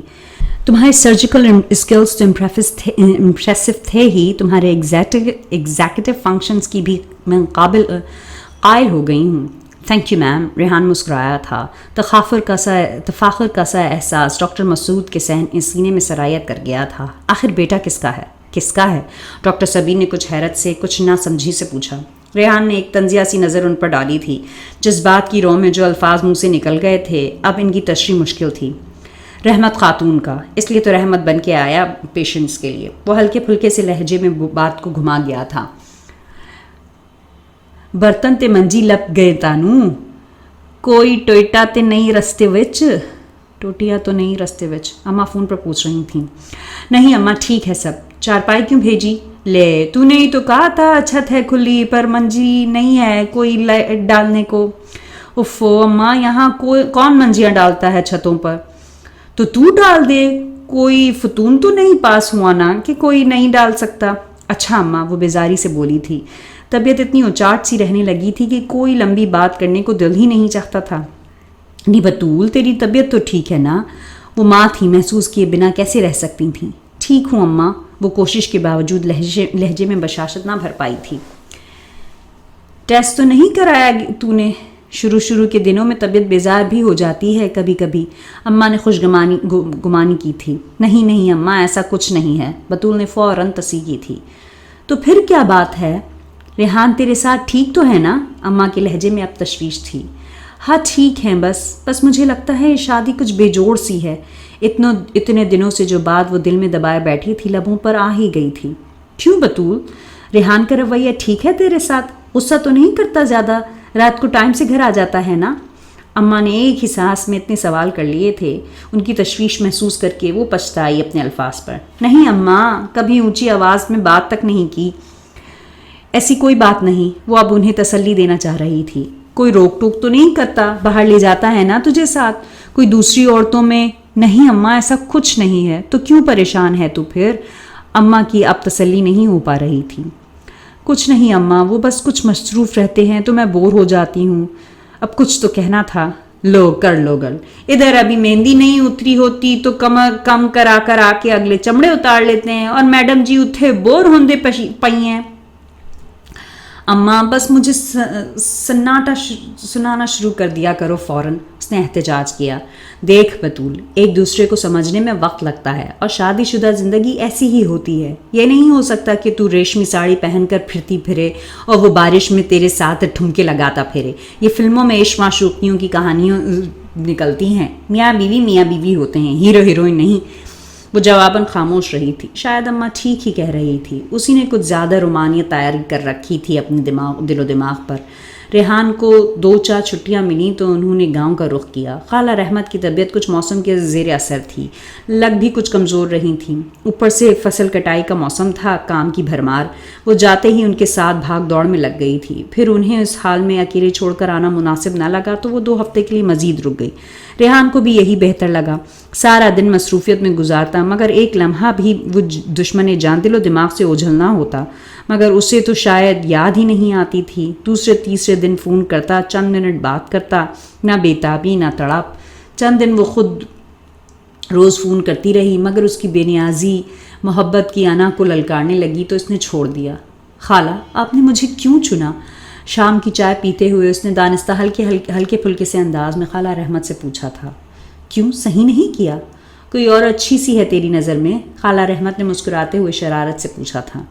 نہیں خالہ، مطلب آپ کے رشتہ داروں میں اور بھی تو لڑکیاں ہیں، شہر کی یونیورسٹیوں سے پڑھی ہوئی. 2-4 تو ڈاکٹرنیاں بھی ہیں. پھر میں نے پوچھا تھا اس سے کیسی لڑکی سے کرنی ہے شادی. بولا آپ جیسی. وہ تھوڑا سا ہنسی تھی. تجھ میں کچھ اپنا آپ نظر آتا تھا مجھے. بطول کو اپنے سوال کا جواب نہیں ملا تھا، مگر اماں کا رد عمل دیکھنے کے بعد وہ خالہ کو کریدنے کی غلطی کیسے کر سکتی تھی. سو مسکرا کر چائے کے گھونٹ بھرنے لگی. اماں کے پاس بھی 2 دن رہ کر آئی. واپسی پر بھائی نے لاہور چھوڑا. 15 دن کی جدائی کے بعد بھی ملن ہوا تو ویسا نہیں جیسا اس نے چاہا تھا. اس کی تو بس ایک ضرورت جڑی تھی بطول کے وجود سے، باقی تو نہ وارفتگی، نہ اظہار، نہ اقرار، سب تو ٹھیک ہے۔ جو مجھے ملا ہے، لڑکیاں ترستی ہیں ایسے نصیب کو، کیسے کیسے بدتمیز، جاہل، ہڈ حرام اور ظالم شوہر ملتے ہیں، نہیں تو سسرال والوں نے جینا حرام کر رکھا ہوتا ہے۔ کتنی کہانیاں تھیں اس کے آس پاس۔ صحیح کہتی ہیں اماں، وہ دیوار کی طرف کروٹ لیتے ہوئے خود سے لڑ رہی تھی۔ کیا ہر عورت میں چاہے جانے کی اتنی طلب ہوتی ہے، یا یہ عارضہ بس اسی کو لاحق تھا؟ ریحان کے ڈپارٹمنٹ کی پیکنگ تھی۔ ریحان نے ہسپتال سے واپسی پر اسے گھر سے پک کیا تھا۔ تم کچھ کیجول پہن لیتی، پکنک تھی۔ اچھا۔ ریحان نے اس کے تھوڑے کام والے شیفون کی فراک کو دیکھ کر کہا تھا، بدل کے آ جاؤں؟ وہ کچھ پریشان ہوئی تھی۔ نہیں ٹھیک ہے، دیر ہو جائے گی۔ جوتے کوئی فلیٹ پہن لو بس۔ 3 مہینے ہی ہوئے تھے شادی کو، ابھی تو وہ دلہن ہی شمار ہوتی تھی، یہی سوچ کر اس نے یہ جوڑا پہنا تھا، مگر وہاں ہر کوئی لان کاٹن یا مغربی طرز کے لباس میں دیکھ کر باوجود اچھے موسم کے اسے اپنے حلیہ کچھ غیر مناسب سا لگا تھا۔ کچھ لوگ ان کی طرح اپنی گاڑیوں میں تھے، مگر زیادہ تر لوگ ایک بس سے آئے تھے۔ اس کو کچھ گھبراہٹ ہو رہی تھی۔ نوید اور احمد کے علاوہ ریحان کے باقی سب کولیگز سے وہ پہلی دفعہ مل رہی تھی، مگر گاڑی سے اتر کے باقی لوگوں تک جاتے جاتے راستے میں اچانک ریحان نے کہیں اس کا ہاتھ تھام لیا تھا، اور اب یوں ہی ہاتھ تھامے تھامے اس کا لوگوں سے تعارف کرا رہا تھا۔ اس کے ڈاواڈول اعتماد کو سہارا مل گیا تھا، اور پھر ریحان زیادہ تر وقت اس کے ساتھ ساتھ ہی رہا۔ یوں تو سب ہی کسی حد تک ریحان کی دلہن کو لے کر کچھ متجسس تھے، مگر ڈاکٹر مسعود کی آنکھیں بطول کو بار بار خود پر محسوس ہو رہی تھیں، متجسس، جانچتی ہوئی، تولتی ہوئی۔ جب ریحان کی ایک ساتھی ڈاکٹر نے اس سے اس کی تعلیم اور مصروفیات کے بارے میں پوچھا تو کسی سے بات کرتے کرتے رک گئے تھے، صرف اس کا جواب سننے کے لیے۔ بطول کو بڑے عجیب سے لگے تھے وہ۔ ایک گٹار بھی لایا گیا تھا، جانے کس کا تھا، مگر کافی سارے لوگ طبع آزمائی کر رہے تھے۔ پھر ڈاکٹر مسعود سے فرمائش کی گئی۔ ڈاکٹر مسعود کے ہاتھ میں گٹار پہنچا تو بالآخر گٹار نے بھی سکھ کا سانس لیا تھا کہ کسی ایسے کے ہاتھ لگا جسے بجانا آتا تھا۔ ڈاکٹر مسعود کی دھن ختم ہوئی تو ریحان کی طرف گٹار بڑھایا گیا تھا۔ آج نخرہ نہ کرنا، بھابھی کے لیے کچھ اسپیشل، اس کے ایک ساتھی نے کہا تھا۔ ان کے گھر میں ایک گٹار موجود تھا۔ اس نے ایک بار پوچھا تھا ریحان سے کہ کیا وہ بجاتا ہے، تو وہ لاپرواہی سے بولا تھا کہ ہاں اسٹوڈنٹ لائف میں لے لیا تھا، مگر کوئی خاص شوق نہیں تھا اسے۔ مگر اب وہ اس کی طرف مسکرا کر سوالیہ نظروں سے دیکھ رہا تھا۔ کہیں نہ بھابھی، کسی نے لقمہ دیا تھا، بجائیں؟ وہ کچھ شرما کر بولی تھی۔ ریحان نے بجانا شروع کیا تھا۔ ڈاکٹر مسعود کو سن کر لگ رہا تھا کہ کہیں انہوں نے گٹار بجانا آتا ہے، مگر ریحان تو کسی ماہر کی طرح بجا رہا تھا۔ چند لمحوں میں کچھ لوگوں نے ساتھ ساتھ وہ گانا گانا شروع کر دیا تھا جس کی دھن وہ بجا رہا تھا۔ چاند سا مکھڑا اترا ہے دل میں، چھایا ہے من میں، دور سے چل کے بجانے میری پیاس آیا ہے میرے پاس میرا پیار۔ ریحان مسکرا کر اس کی طرف دیکھ رہا تھا۔ اس کے گال تمتمانے لگے تھے۔ پہلی دفعہ وہ ریحان کی اتنی توجہ خود پر محسوس کر رہی تھی۔ یہ خواب تو نہیں تھا کہیں؟ وہ کھانا کھا چکے تھے، میٹھے کا دور چل رہا تھا۔ ریحان کو میٹھا پسند نہیں تھا، سو وہ اٹھ کر کھڑا ہو گیا تھا اور سگریٹ پینے باہر چلا گیا تھا۔ وہ کسی سے پوچھ کر واش روم کی طرف جا رہی تھی کہ باہر سے آئی ایک آواز نے اس کے قدم روک لیے تھے۔ تم نے پسند کیا تھا اسے؟ ڈاکٹر مسعود نے پوچھا۔ نہیں، اماں نے، ریحان نے جواب دیا۔ تم واقعی خوش ہو اس شادی سے؟ کیا پیمانہ ہے جس پر ناپ کر یہ فیصلہ کیا جاتا ہے کہ کون کس کے ساتھ خوش رہ سکتا ہے اور کون کس کے ساتھ نہیں؟ ریحان نے سگریٹ کے دھوئیں سے ہوا میں مرغولا بناتے ہوئے جواباً سوال کیا تھا۔ میرے خیال میں ذہنی ہم آہنگی، انٹلیکچوئل میچ ہونا سب سے ضروری ہے۔ اور اس کے لیے کیا ضروری ہے؟ تعلیم اور ایکسپوجر کو نظر انداز نہیں کیا جا سکتا۔ پتہ نہیں اب تک لوگ یہ بات کیوں نہیں سمجھے۔ وہ کچھ تعصب سے بولے تھے۔ لوگوں کا پتہ نہیں، مگر میرے لیے ایثار، وفا جیداری اہمیت رکھتی تھی شریک حیات میں۔ یقین کریں، ہر ایک میں اتنا کیریکٹر نہیں ہوتا۔ لوگ اپنی خواہشوں کے سامنے اتنے بودے ثابت ہوتے ہیں کہ کسی رشتے، کسی عہد و پیما کو نبھانے کی صلاحیت نہیں رکھتے۔ وہ ان کی آنکھوں میں آنکھیں ڈال کر بولا تو وہ نظریں چرا گئے۔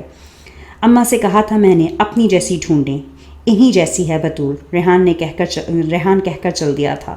ڈاکٹر مسعود وہیں کھڑے رہ گئے تھے اور دیوار کی اوٹ میں کھڑی بطول کے ذہن میں جھماکا سا ہوا تھا۔ ڈاکٹر مسعود، ریحان احمد محمد مسعود۔ کڑیاں ملی تھیں۔ سمجھ میں آنے لگا تھا کہ وہ آنکھیں جو اسے آج جانچتی رہی تھیں شناسا کیوں لگی تھیں۔ وہ باتھ روم سے واپس آئے تو ریحان پیپر کپ میں چائے لیے اس کا منتظر تھا۔ اوئے ہوئے خدمتیں، کسی نے چھیڑا تھا۔ خدمتیں نہیں، محبتیں، ریحان شرارت سے بولا تھا، مگر بطول کو لگا وہ مسکراہٹ اس کی آنکھوں تک نہیں پہنچ رہی تھی۔ خواب جلد ہی ختم ہو گیا تھا۔ وہ گاڑی میں بیٹھے تو ریحان وہی ریحان تھا جسے وہ 3 مہینے سے دیکھ رہی تھی، خاموش، گمسم، اس کے وجود سے بے نیاز۔ تو پھر دن میں وہ سارا التفات، وہ سب کیا تھا؟ ڈاکٹر مسعود آپ کے والد ہیں؟ اس نے بالآخر پوچھ لیا تھا۔ ریحان اس کے سوال پر چونکا تھا، پھر چند لمحوں کو لب بیچ لیے تھے۔ ہاں۔ بطول نے اس کا چہرہ غور سے دیکھا جو اس جواب کے بعد سپاٹ ہو چکا تھا۔ باقی کا راستہ خاموشی سے کٹا، مگر بطول کے اندر سوالوں کی بھرمار تھی۔ آپ نے مجھ سے شادی کیوں کی؟ لاؤنج میں صوفے پر بیٹھ کر جوتے اتارتا ہوا ریحان اس کے سوال پر ٹھٹکا تھا، مگر جواب بظاہر عام لہجے میں دیا تھا۔ بتایا تو تھا۔ آپ یہ ثابت کرنا چاہتے تھے کہ ایک اعلیٰ تعلیم یافتہ شخص گاؤں کی ایک کم پڑھی لکھی لڑکی کے ساتھ گزارا کر سکتا ہے؟ اپنے باپ کو غلط ثابت کرنا چاہتے تھے آپ؟ وہ الجھے ہوئے لہجے میں پوچھ رہی تھی۔ کیا فضول باتیں کر رہی ہو تم؟ اس سے ہمیشہ دھیمے لہجے میں بات کرنے والے ریحان کی آواز یکدم اونچی ہوئی تھی۔ اگر یہ سچ نہیں ہے تو پھر سچ کیا ہے؟ میں تھکا ہوا ہوں، تو اپنی فضول بکواس بند کروں۔ آپ کو کسی قدامت پسند مرد کی طرح خدمت کے لیے باندھی نہیں چاہیے تھی۔ مجھے دیکھ کر آپ فدا نہیں ہوئے، کسی نے آپ کو مجبور نہیں کیا، تو آپ نے کیوں کی ایک ایسی لڑکی سے شادی جو آپ کی ٹکر کی نہیں تھی؟ کوئی وجہ تو ہوگی نا؟ آج وہ بھی چپ ہونے کو تیار نہیں تھی۔ اچھا، غلطی ہو گئی، معاف کر دو۔ جو وہ کہہ رہی تھی وہ دل کے اتنے پاس جا کر لگا تھا کہ وہ بھڑک اٹھا تھا۔ ہاں، غلطی ہوئی، بہت بڑی غلطی۔ دیکھیں، آپ مجھے 4 باتیں تک نہیں کرنے کے قابل نہیں سمجھتے۔ لوگوں کے سامنے آپ کو ثابت کرنا پڑتا ہے کہ آپ خوش ہیں اس شادی سے۔ وہ رو پڑی تھی۔ پتہ ہے کیا؟ وہ روتے روتے اذیت سے مسکرائی تھی۔ جسے آپ غلط ثابت کرنے چلے تھے اسے صحیح ثابت کر دیا آج آپ نے۔ وہ روتے ہوئے اٹھی تھی اور ایک دوسرے کمرے میں جا کر خود کو بند کر لیا تھا۔ ریحان چند منٹ وہیں بیٹھ کر اپنے جذبات پر قابو پانے کی کوشش کرتا رہا، پھر اٹھ کر اس کا دروازہ کھٹکھٹایا تھا۔ بطول، دروازہ کھولو۔ 2-3 بار پکارا تھا، مگر اس نے دروازہ نہیں کھولا تھا۔ وہ غصے میں تن فن کرتا کمرے میں آ گیا تھا۔ وہ چینج کر کے بستر پر پڑ گیا تھا، مگر اندر ہنگامہ برپا تھا۔ تو نیند کیوں کر آتی؟ سگریٹ اور لائٹر اٹھا کر ٹیرس پر آ گیا تھا۔ اسے آج بھی یاد تھا پہلی بار جب اسے اس کے باپ کے ذکر نے بے چین کیا تھا، تو وہ کوئی 4-4.5 سال کا بچہ تھا۔ ہائے ایڈا سونا پتر وی نہیں روک سکیا ظالم نو، ماسی میداں بھر کر بولی تھی، اور اماں کی آنکھیں بھر آئی تھیں، اور اسے ایک کمائیگی اور ایک بیچارگی کے احساس نے گھیر لیا تھا۔ اس میں شاید کوئی کمی تھی جو اس کے باپ نے اسے چھوڑ دیا تھا، ورنہ باقی تو کسی کا باپ اسے چھوڑ کر نہیں گیا تھا۔ وہ جب اپنے ماموں کو اپنے بچوں سے لاڈ کرتے دیکھتا، حتیٰ کہ گاؤں کے اپنے امامدین میراثی کو اپنے میلے کچیلے سے بیٹے کو شہزادہ کہہ کر کندھے پر بٹھاتے دیکھتا، تو یہ کمائی کا احساس مزید توانا ہو جاتا تھا۔ پھر آہستہ آہستہ جب شعور کے مراحل طے کرنے شروع کیے تو پتہ چلا کوئی کمی اس کی ماں میں بھی تھی۔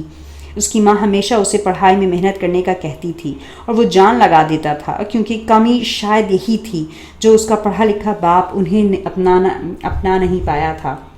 وہ 8ویں میں تھا جب اماں نے اسے لاہور بھیجا تھا کہ وہ اچھے اسکول میں پڑھے۔ وہ ماں سے دور جاتے ہوئے رو رہا تھا۔ نہ میرا پتر، وہ اسے چوم کر بولی تھی، جی لگا کر پڑھنا، یہ نہ ہو کہ لوگ کہیں قابل باپ پتر جاہل ماں کول رہ کر پڑھ نہ سکا۔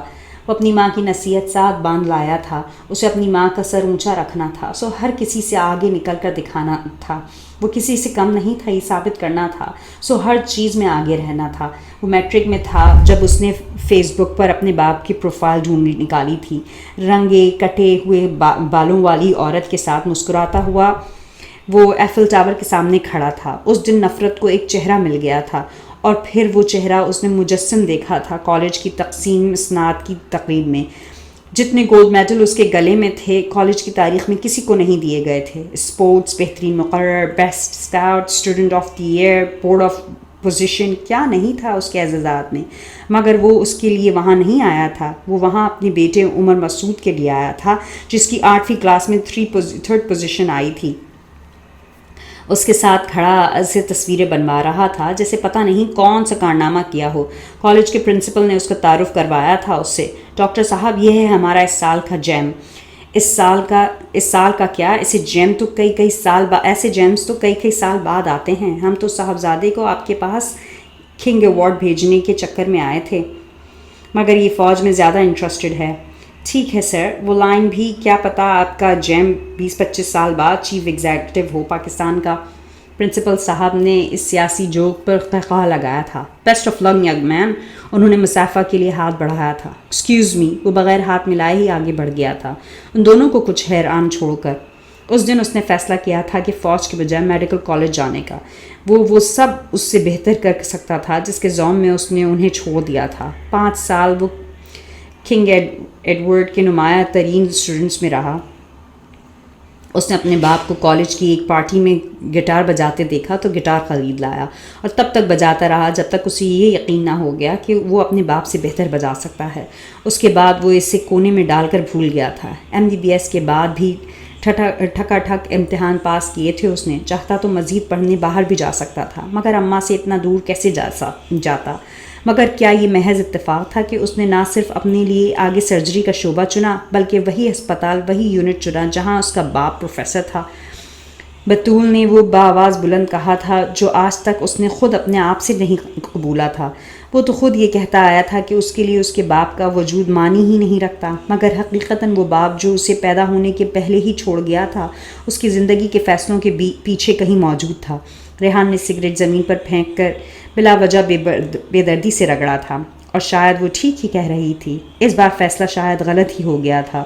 وہ بری ہرگز نہیں تھی۔ اس بار گاؤں سے واپسی پر اماں کی طبیعت اور کاموں کی بھرمار دیکھتے ہوئے وہ چاہتا تھا کہ اماں کے پاس رک جائے۔ وہ اس کے بغیر کہیں ہی رک گئی تھی تو وہ دل میں اس کے احساس کا قائل ہو گیا تھا، مگر کیا اتنا کافی تھا؟ کچھ دنوں سے وہ نوید اور احمد کو، اپنے جاننے والے باقی خلیص کو غور سے دیکھنے لگا تھا۔ وہ ایک خوش شکل کم عمر تھی وہ ایک جوان صحت مند مرد تھا، مگر اس بنیادی سی جبری کشش کے علاوہ کیا تھا جو ان میں مشترک تھا؟ کس قدر مختلف تھے وہ دونوں ایک دوسرے سے؟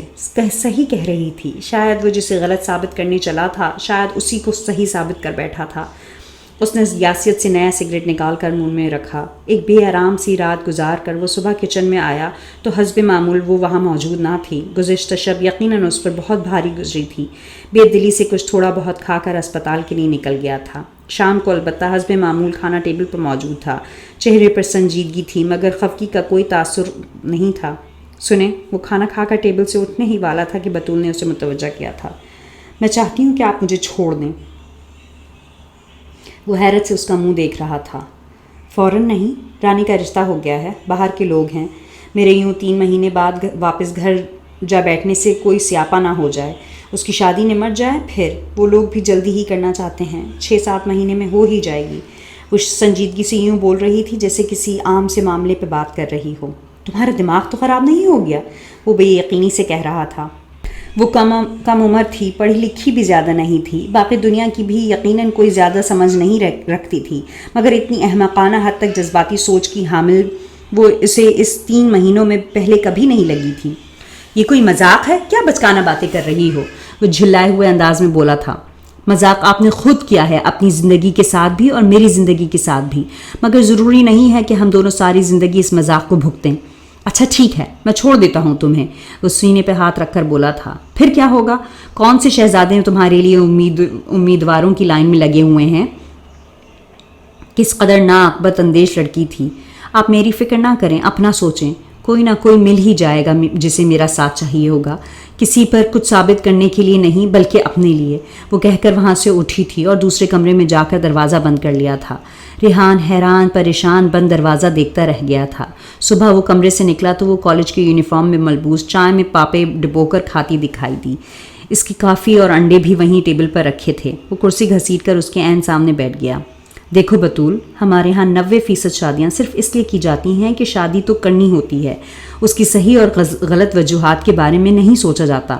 آگے ان 2 انسانوں پر ہوتا ہے کہ وہ اس تعلق کو کیسے نبھاتے ہیں۔ وہ دھیمے لہجے میں بہت رسان سے بات کر رہا تھا۔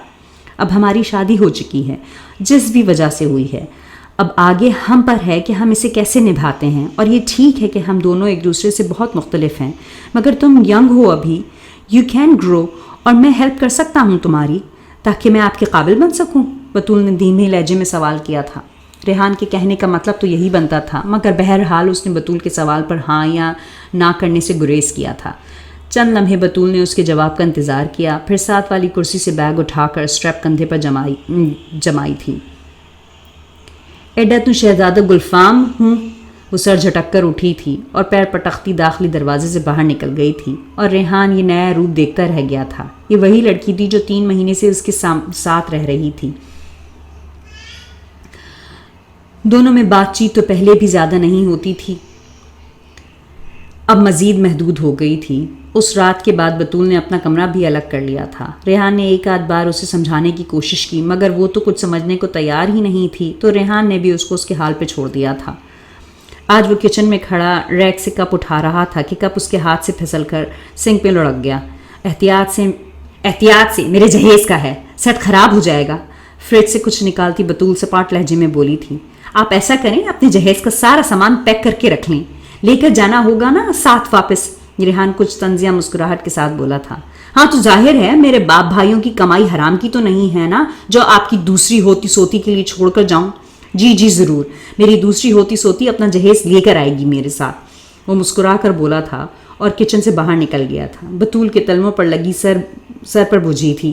وہ کالج کے لان میں بیٹھی بے خیالی میں گھاس کے پتے نوچ رہی تھی۔ سموسے کھاؤ گی؟ نائلہ نے پوچھا تھا۔ اس نے نفی میں سر ہلایا۔ کیا بات ہے بطول، کچھ دن سے تو لگ رہا ہے تم حواسوں میں ہی نہیں ہو، خیر تو ہے، میاں سے لڑائی تو نہیں ہو گئی؟ نہیں یار، کچھ نہیں، ایسے ہی طبیعت کچھ ڈاؤن سی ہے، اس نے سوال ٹالا تھا۔ 2 مہینوں میں بہت اچھی دوستی ہو گئی تھی اس کی نائلہ سے، مگر مسئلہ تو اس کی خود سمجھ میں نہیں آ رہا تھا، تو اسے کیا سمجھاتی؟ پتہ نہیں یہ کہانی کس طرف جا رہی ہے۔ وہ لاؤنج میں بیٹھی ٹی وی پر کوئی ڈرامہ انہماک سے دیکھ رہی تھی۔ وہ بھی جا کر صوفے پر بیٹھ گیا، مگر اسے تو کچھ اور دیکھنا تھا۔ پہلی والی بات ہوتی تو بطول فوراً خود اسے ریموٹ پیش کرتی کہ وہ دیکھنا چاہتا ہے وہ لگا لے، مگر آج ایسا کوئی امکان نہیں لگ رہا تھا۔ وہ چند منٹ یوں ہی بیٹھا رہا۔ کافی مل سکتی ہے؟ میں ڈرامہ دیکھ رہی ہوں، انتظار کر لیں یا خود بنا لیں؟ بے نیازی سے جواب آیا تھا۔ اوکے۔ وہ سر صوفے کی پشت پر رکھ کر اپنی کنپٹیاں دبانے لگا۔ بطول نے کنکھیوں سے یہ منظر دیکھا تو وقفہ آتے ہی اٹھ کھڑی ہوئی۔ اس کے جاتے ہی ریحان نے ریموٹ اٹھایا اور صوفے پر چوڑا ہو گیا۔ بطول کافی لائی تو ٹی وی پر گرے اناٹمی چل رہا تھا اور ریموٹ ریحان کے ہاتھ میں تھا۔ کافی کی اس وقت کیا اشد ضرورت تھی سمجھ میں آ گیا تھا۔ تھینک یو، جس مسکراہٹ کے ساتھ کافی وصول کی گئی تھی اسے دیکھ کر بطول کا جی چاہ رہا تھا ہاتھ میں دینے کے بجائے منہ پر دے مارے۔ میں ڈرامہ دیکھ رہی تھی، اس نے خطرے سے لہجے میں یاد دلانے کی کوشش کی۔ ڈرامہ تو تم ریپیٹ ٹیلی کاسٹ میں بھی دیکھ سکتی ہو، نہیں تو یوٹیوب پہ دیکھ لینا، یہ میں یہیں دیکھ سکتا ہوں۔ بطول کا دل کر رہا تھا ریموٹ پر جھپٹ پڑے، مگر وہ بہت بچکانہ حرکت ہو جاتی۔ وہ مزید کچھ کہے بغیر بیٹھ گئی۔ یہ ڈاکٹروں والا ڈرامہ وہ ہر ہفتے دیکھا کرتا تھا اگر گھر میں ہوتا، وہ بھی ساتھ بیٹھ جایا کرتی تھی۔ سمجھ حالانکہ اسے ایک ڈائلاگ نہیں آتا تھا، مگر سچ تو یہ تھا کہ وہ انتظار کیا کرتی تھی کہ جمعرات کی رات کا، جب وہ دونوں ساتھ بیٹھ کے ٹی وی دیکھ سکتے۔ وہ کسی سین پر ہنستا تو وہ بھی ساتھ مسکرا دیا کرتی تھی، مگر اس وقت اسے مسکراتا دیکھ کر آگ لگ رہی تھی۔ ہاں بی بھی، تم بھی شروع ہو جاؤ، اس ہسپتال میں کوئی کام کرنے نہیں آتا، سب رنگ رلیاں منانے آتے ہیں۔ اس نے ڈرامے کی ایک نئے کردار کو مخاطب کر کے کمنٹری شروع کی تھی۔ تم کیوں اس چائنیز باندری کے پیچھے مر رہے ہو؟ جاتی ہے تو جانے دو۔ ہر کردار کے لیے مشورہ اور ہر سین پر تبصرہ موجود تھا اس کے پاس۔ ریحان کا مزہ کرکرا ہونے لگا تھا۔ تم چپ کر کے نہیں دیکھ سکتی؟ اس نے پوچھا تھا۔ جواب پر بطول نے بیچاری سی شکل بنا کر نفی میں سر ہلا دیا تھا۔ وہ دانت پیس کر دوبارہ ٹی وی کی طرف متوجہ ہو گیا۔ استغفار، اوہ پابیوں، اس عمر اچھتے کوئی خدا دا خوف کرو۔ رچرڈ ویبر اور کیتھرین ایوری کا کسنگ سین دیکھ کر وہ کیسے چپ رہ سکتی تھی؟ کیوں، بوڑھوں کا دل نہیں ہوتا؟ میاں بیوی ہیں۔ ڈرامہ ختم ہو گیا تھا، سو وہ ریموٹ اس کی طرف بڑھا کر اٹھ کھڑا ہوا تھا۔ اگر آپ کے پاس کوئی خوشی نہیں ہے بھی تو کیا، بڑے دل کا مظاہرہ کرنا چاہیے اور دوسروں کی خوشیوں سے جلنا نہیں چاہیے۔ وہ بظاہر ناصحانہ انداز میں بولا تھا، مگر آنکھوں میں شرارت چمک رہی تھی۔ میں کیوں جلنے لگی کسی سے؟ بطول خجل سی ہو گئی تھی۔ جی آپ تو اس سب کو خود ہی لات مار چکی ہیں، آپ کیوں جلنے لگیں کسی سے؟ وہ معنی خیزی سے کہتا ہوا اندر کی طرف بڑھ گیا تھا۔ آج وہ خلاف معمول جلد گھر آ گیا تھا۔ اپنی چابی سے دروازہ کھول کر داخل ہوا تو کچن سے گنگنانے کی آواز آ رہی تھی۔ وہ کچن میں آیا تو وہ اس کی آمد سے بے خبر کانوں میں ایئر فون لگائے کھانا پکانے میں نہ صرف گنگنا رہی تھی بلکہ ساتھ ساتھ تھوڑا تھوڑا تھرک بھی رہی تھی۔ وہ فریج کھول کر پانی کی بوتل نکالنے لگا۔ कुंदिया नगावा में तू दूर न खोले हाय चंद सजना वे नेड़े नेड़े हो. Why not sure. रेहान पतीली में झांकने के लिए कुछ नेड़े हुआ था मगर उसी लम्हे अपनी तरंग में झूमती बतूल बाजू फैलाकर घूमी थी और उसका हाथ पीछे खड़े रेहान के मुंह पर जा पड़ा था. हाय. पहले तो खौफ के मारे उसके मुंह से हल्की सी चीख बरामद हुई थी और हाथ बेसाख्ता दिल पर जा पड़ा था, मगर फिर रेहान को बज़ाहिर सदमे में अपने गाल पे हाथ रखे खड़ा देखकर वो शर्मिंदा हो गई थी. I am sorry. झटकानों से एयरफोन निकाले थे. वैसे ही करने का अरमान कब से दिल में मचल रहा था. उसने गाल सहलाकर मुस्कुराहट दबाते हुए पूछा था. तो बतूल को बेसाख्ता हंसी आ गई. बाय द वे, बोल ज़रा सोच समझ कर गुनगुनाया करें. कोई बंदा बशर इन्विटेशन ही समझ सकता है. वो टोकरी से सेब उठाते हुए बोला तो वो ना चाहते हुए भी झीप उठी थी. उमर मसूद ने आज की मॉर्निंग मीटिंग में प्रेजेंटेशन दी थी और बिलाशुबा ये हाउस ऑफिसर्स की इस बीच अब तक होने वाली प्रेजेंटेशंस में सबसे बेहतरीन प्रेजेंटेशन थी. So, like father, like son. Good job, young man. Professor doctor Mansoor meeting के अख्तिताम पर साथ चलते उमर का कंधा थपथपा कर बोले थे. Thank you sir. वो मुस्कुरा कर बोला था. थोड़े से फासले पर खड़े रेहान ने यह मंजर देखा था. कमरे से किसी चीज़ के टूट कर गिरने की आवाज़ बतूल को लाउंज में सुनाई दी थी. वो जब से घर आया था किसी न किसी चीज़ के साथ उलझ रहा था. बतूल से पहले भी ना ज़्यादा अपने किसी काम के लिए कहता था और ना काम सही ना होने पर ना किसी नाराज़ी या गुस्से का इजहार करता था. और जब से उसने इन दोनों के बीच ये फासला पैदा किया था तो इसकी तकरीबन गुंजाइश ही ख़त्म हो गई थी. कुछ देर बाद वो किचन से शावल और ब्रश उठा कर ले गया था. चंद मिनटों बाद टूटे हुए गुलदान की कच्चियाँ डस्टबिन में डाल रहा था तो आधी डस्टबिन से बाहर गिर गई थी. What the hell. झल्ला कर डस्टबिन को लात मार दी थी और फिर पैर पटकता हुआ कमरे में चला गया था. बतूल के जी में आया कि उसके पास उसके दर्द से उसके दिल का नाशना कैसे रह सकता है, मगर उसने कहाँ समझा उसे अपने दिल दुख दर्द में शरीक करने के लायक. आधे घंटे बाद वो जिम का बैग कंधे पर डाले कमरे से निकला था और तेज़ कदमों से बाहर कदम बढ़ा दिए थे. कुछ खाने के लिए है, वो पूछ रहा था. 2 घंटे जिम में गुजारने के बाद मूड कदरे बेहतर था. जी लगाती हूँ. वो उठकर किचन में चली गई. सुने, आप बाकी की ट्रेनिंग किसी और अस्पताल में कर सकते हैं. ये सारी एक ही जगह करनी होती है. बतूल ने पूछा था. वो जो खाने के अख्तिताम पर अपने लिए गिलास में पानी डाल रहा था इसके सवाल पर कुछ हैरान हुआ था. हाँ, कर सकता हूँ. तो फिर आप कहीं और क्यों नहीं चले जाते. क्यों चला जाऊँ कहीं और, उसने पूछा था. जवाबन बतूल ने उसे ऐसे देखा था जैसे पूछ रही हो क्या ये मुझे बताने की ज़रूरत है. मगर रेहान अनजान बन गया था. आपके वालिद, he doesn't exist for me. कोई फ़र्क नहीं पड़ता मुझे उनके वहाँ होने ना होने से. वो कहकर कुर्सी से उठ गया था. वो जानता था वो झूठ बोल रहा है. ये भी जानता था कि वो भी जानती है कि वो उससे उस झूठ पर यकीन नहीं करेगी. मगर कुछ झूठ तो तवातर से इस उम्मीद पर बोले जाते हैं कि बार बार की तकरार से शायद उन पर सच का गुमान होने लगे. रेहान खाला रहमत को बार बार आने का कह रहा था मगर उनके ज़रूरी काम थे कि ख़त्म होने में नहीं आ रहे थे. बिलाखिर उसने ख़ुद ही 3 दिन की छुट्टी ली और दोनों गांव आ गए. रहमत खाला उन दोनों को यूं अचानक देखकर निहाल हो गई थीं. अरे मेरा पुत्र आ गया, वो रेहान की पेशानी चूम कर मुसरत से बोली. हाँ, तो पुत्र नहीं आना था. आपने तो गांव का आसमान सर पर उठाया हुआ है, ज़रा हिले तो गिर पड़ेगा. रेहान कुछ गफगी से बोला. ज़मींदारी तेरी डॉक्टरी से ज़्यादा मुश्किल काम है, वो हंसते हुए बोली थी. तो छोड़ें, ऐसी क्या मजबूरी पड़ी है. रेहान को ज़मीन और ज़मींदारी से कतन दिलचस्पी नहीं थी. उसका बस चलता तो आज सब बेच बाच कर अम्मा को शहर ले जाता. अच्छा छोड़ो, उन्होंने बात बदली थी. जानती थी अभी रेहान उन्हें उस बात के लिए कायल करने की कोशिश कर देगा जिसके लिए वो फ़िलहाल कायल नहीं होना चाहती थी. शेदी, मीठी लस्सी बना के ला इन दोनों के लिए. और हाथ धो लें, किसी भी चीज़ नू हाथ लान तो पहले. रात को अम्मा के सामने अलग अलग कमरे की अयाशी तो नहीं की जा सकती थी. वो कमरे में आई तो रेहान बेड पर नींद दराज फ़ोन में गुम था. उसने कुछ सोचने के बाद बेड से तकिया उठा लिया. सुनो, वो पलटी तो वो संजीदा नज़रों से उसे देख रहा था. इतना कमज़ोर नहीं हूँ, सो जाओ आराम से, वो बेड की दूसरी तरफ इशारा करके बोला था. वो खामोशी से एक तरफ सिमट कर लेट गई. खाला रहमत उसे कुछ कमज़ोर लग रही थी मगर रेहान की नज़रों ने तो कुछ और ही देखा था. اماں یہ آپ کی سانس کب سے پھول رہی ہے؟ اس نے تشویش سے سوالات شروع کر دیے تھے، اور اس تمام تفتیش کا نتیجہ یہ نکلا تھا کہ جاتے ہوئے وہ ان دونوں کے ہمراہ تھیں۔ ٹیسٹ وغیرہ کرانے کے بعد پتہ چلا کہ واقعی دل کی سوزش تھی۔ ماہر قلب کے بقول کوئی زیادہ گھبرانے کی بات نہیں تھی، دواؤں اور کچھ آرام سے مکمل صحتیابی ممکن تھی۔ خالہ رحمت کے آنے سے رونق سی ہو گئی تھی۔ اس کے اور ریحان کے بیچ کی دوری کی وجہ سے گھر کی فضا میں جو تنہائی گھلی ہوئی تھی ان کے دم سے دور ہو گئی تھی۔ ریحان بھی جب گھر میں ہوتا تو انہیں ہی وقت دیتا تھا۔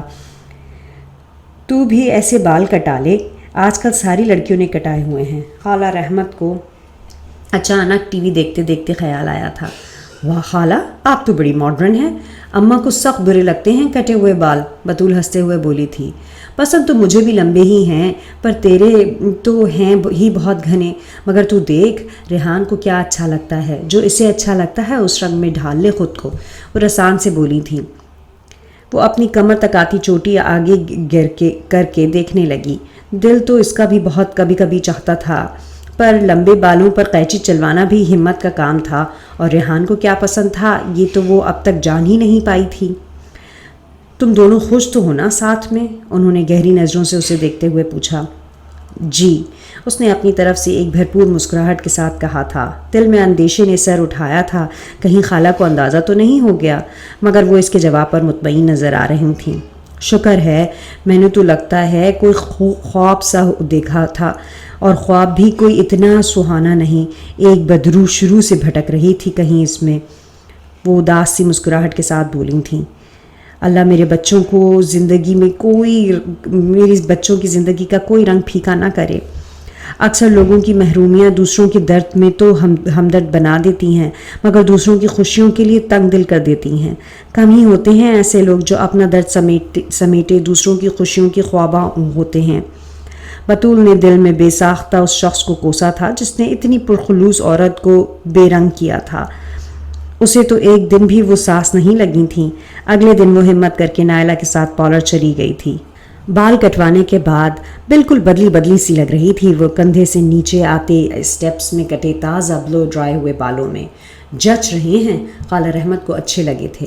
ریحان نے بھی پہلی نظر حسب عادت سرسری سی ڈالی تھی، مگر پھر دوبارہ نظر اٹھا کر اسے بھرپور نظروں سے دیکھا تھا۔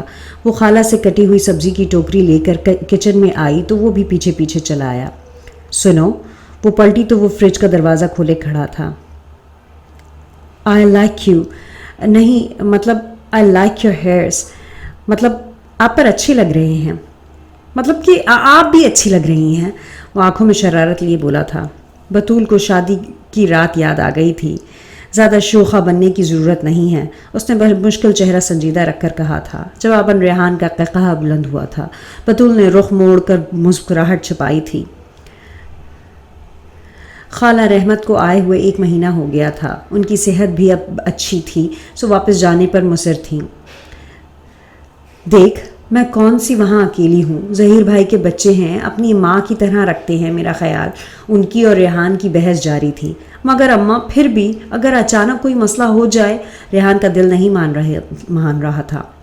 نہیں ہوتا کوئی مسئلہ، دیکھ بڑے کام لٹکے ہوئے ہیں، بس وہ ہو جائیں، مہینہ گزار کر میں واپس آ جاؤں گی، وہ اسے چمکار کر بولی تھیں۔ بلاخر وہ جیت گئی تھیں۔ 3 دن بعد گاؤں روانہ ہوئیں تو گھر پھر سے سونا سونا لگنے لگا۔ وہ اسکرب کر کے سرجیکل ایمرجنسی کے آپریشن تھیٹر میں داخل ہوا تھا۔ ڈاکٹر ریحان آپ اکیلے ہی کریں گے؟ انستھیزیولوجسٹ نے پیشنٹ کی فائل دیکھتے ہوئے پوچھا تھا۔ جی سر، میں کئی بار کر چکا ہوں ایمرجنسی آپریٹر۔ وہ تو ٹھیک ہے، مگر یہ کچھ کمپلیکیٹڈ ہو سکتا ہے، اتنی لمبی اس کی سرجیکل ہسٹری ہے۔ ایبڈومنل ٹی بی کا پیشنٹ بھی رہ چکا ہے، اسکارنگ کافی ہو گئی ہے۔ ڈاکٹر سبین بھی پہنچ جاتی تو بہتر تھا۔ ان کو میسج کی کافی دیر ہو چکی ہے۔ گڈ پرفوریشن تو کنفرم ہو چکی ہے، دیر کرنے میں بھی تو رسک ہے۔ ریحان کے جواب پر وہ سر ہلا کر اپنی تیاری میں لگ گیا تھا۔ مگر مریض کا پیٹ کھولنے کے بعد ریحان کو اندازہ ہوا تھا کہ حالات اس کے اندازے سے زیادہ پیچیدہ تھے۔ جگہ جگہ موجود اسکارز نے رگوں کے جال کو عمومی نقشے کافی حد تک بگاڑ رکھا تھا، سو بہت سہج کر چلنا پڑ رہا تھا۔ اور پھر جب وہ تھوڑا سا ریلیکس ہوا تھا کہ ہاتھی نکل گیا اور دم رہ گئی تو خون کا فوارہ چھوٹا تھا. کوئی بڑی رگ سیل کی زد میں آ گئی تھی. خون اتنی تیزی سے بہہ رہا تھا کہ بلیڈر پکڑنا مشکل ہو رہا تھا. ریحان کے پسینے چھوٹنے لگے تھے. اسی لمحے ڈاکٹر سبین داخل ہوئی تھیں.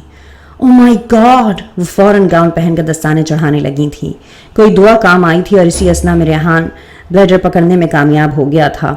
خون وہ اب روک چکا تھا، مگر خون اتنا بہہ چکا تھا کہ مریض کا بلڈ پریشر تیزی سے گر کر خطرے کی حدود میں پہنچ گیا تھا. ڈرپس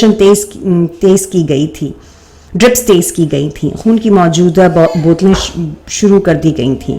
اس سے کچھ نہیں بنے گا عثمان، تم ریٹریکٹر مجھے پکڑاؤ اور فوراً دوڑو. مزید بلڈ اور ایف پیز ارینج کرواؤ. پیشنٹ شاک میں جا رہا ہے. ڈاکٹر سبین تشویش سے جونیئر ڈاکٹر سے مخاطب ہو کر بولی تھی. میڈم، اگر آپ مجھ سے ٹیک اوور کر لیں، صرف گلوکوز کلوز کرنا ہے، میں خود جاتا ہوں بلڈ ارینج کرنے. ریحان نے ان سے کہا تھا. مریض کی بگڑتی حالت دیکھ کر اسے اپنی ٹانگوں سے جان نکلتی محسوس ہو رہی تھی.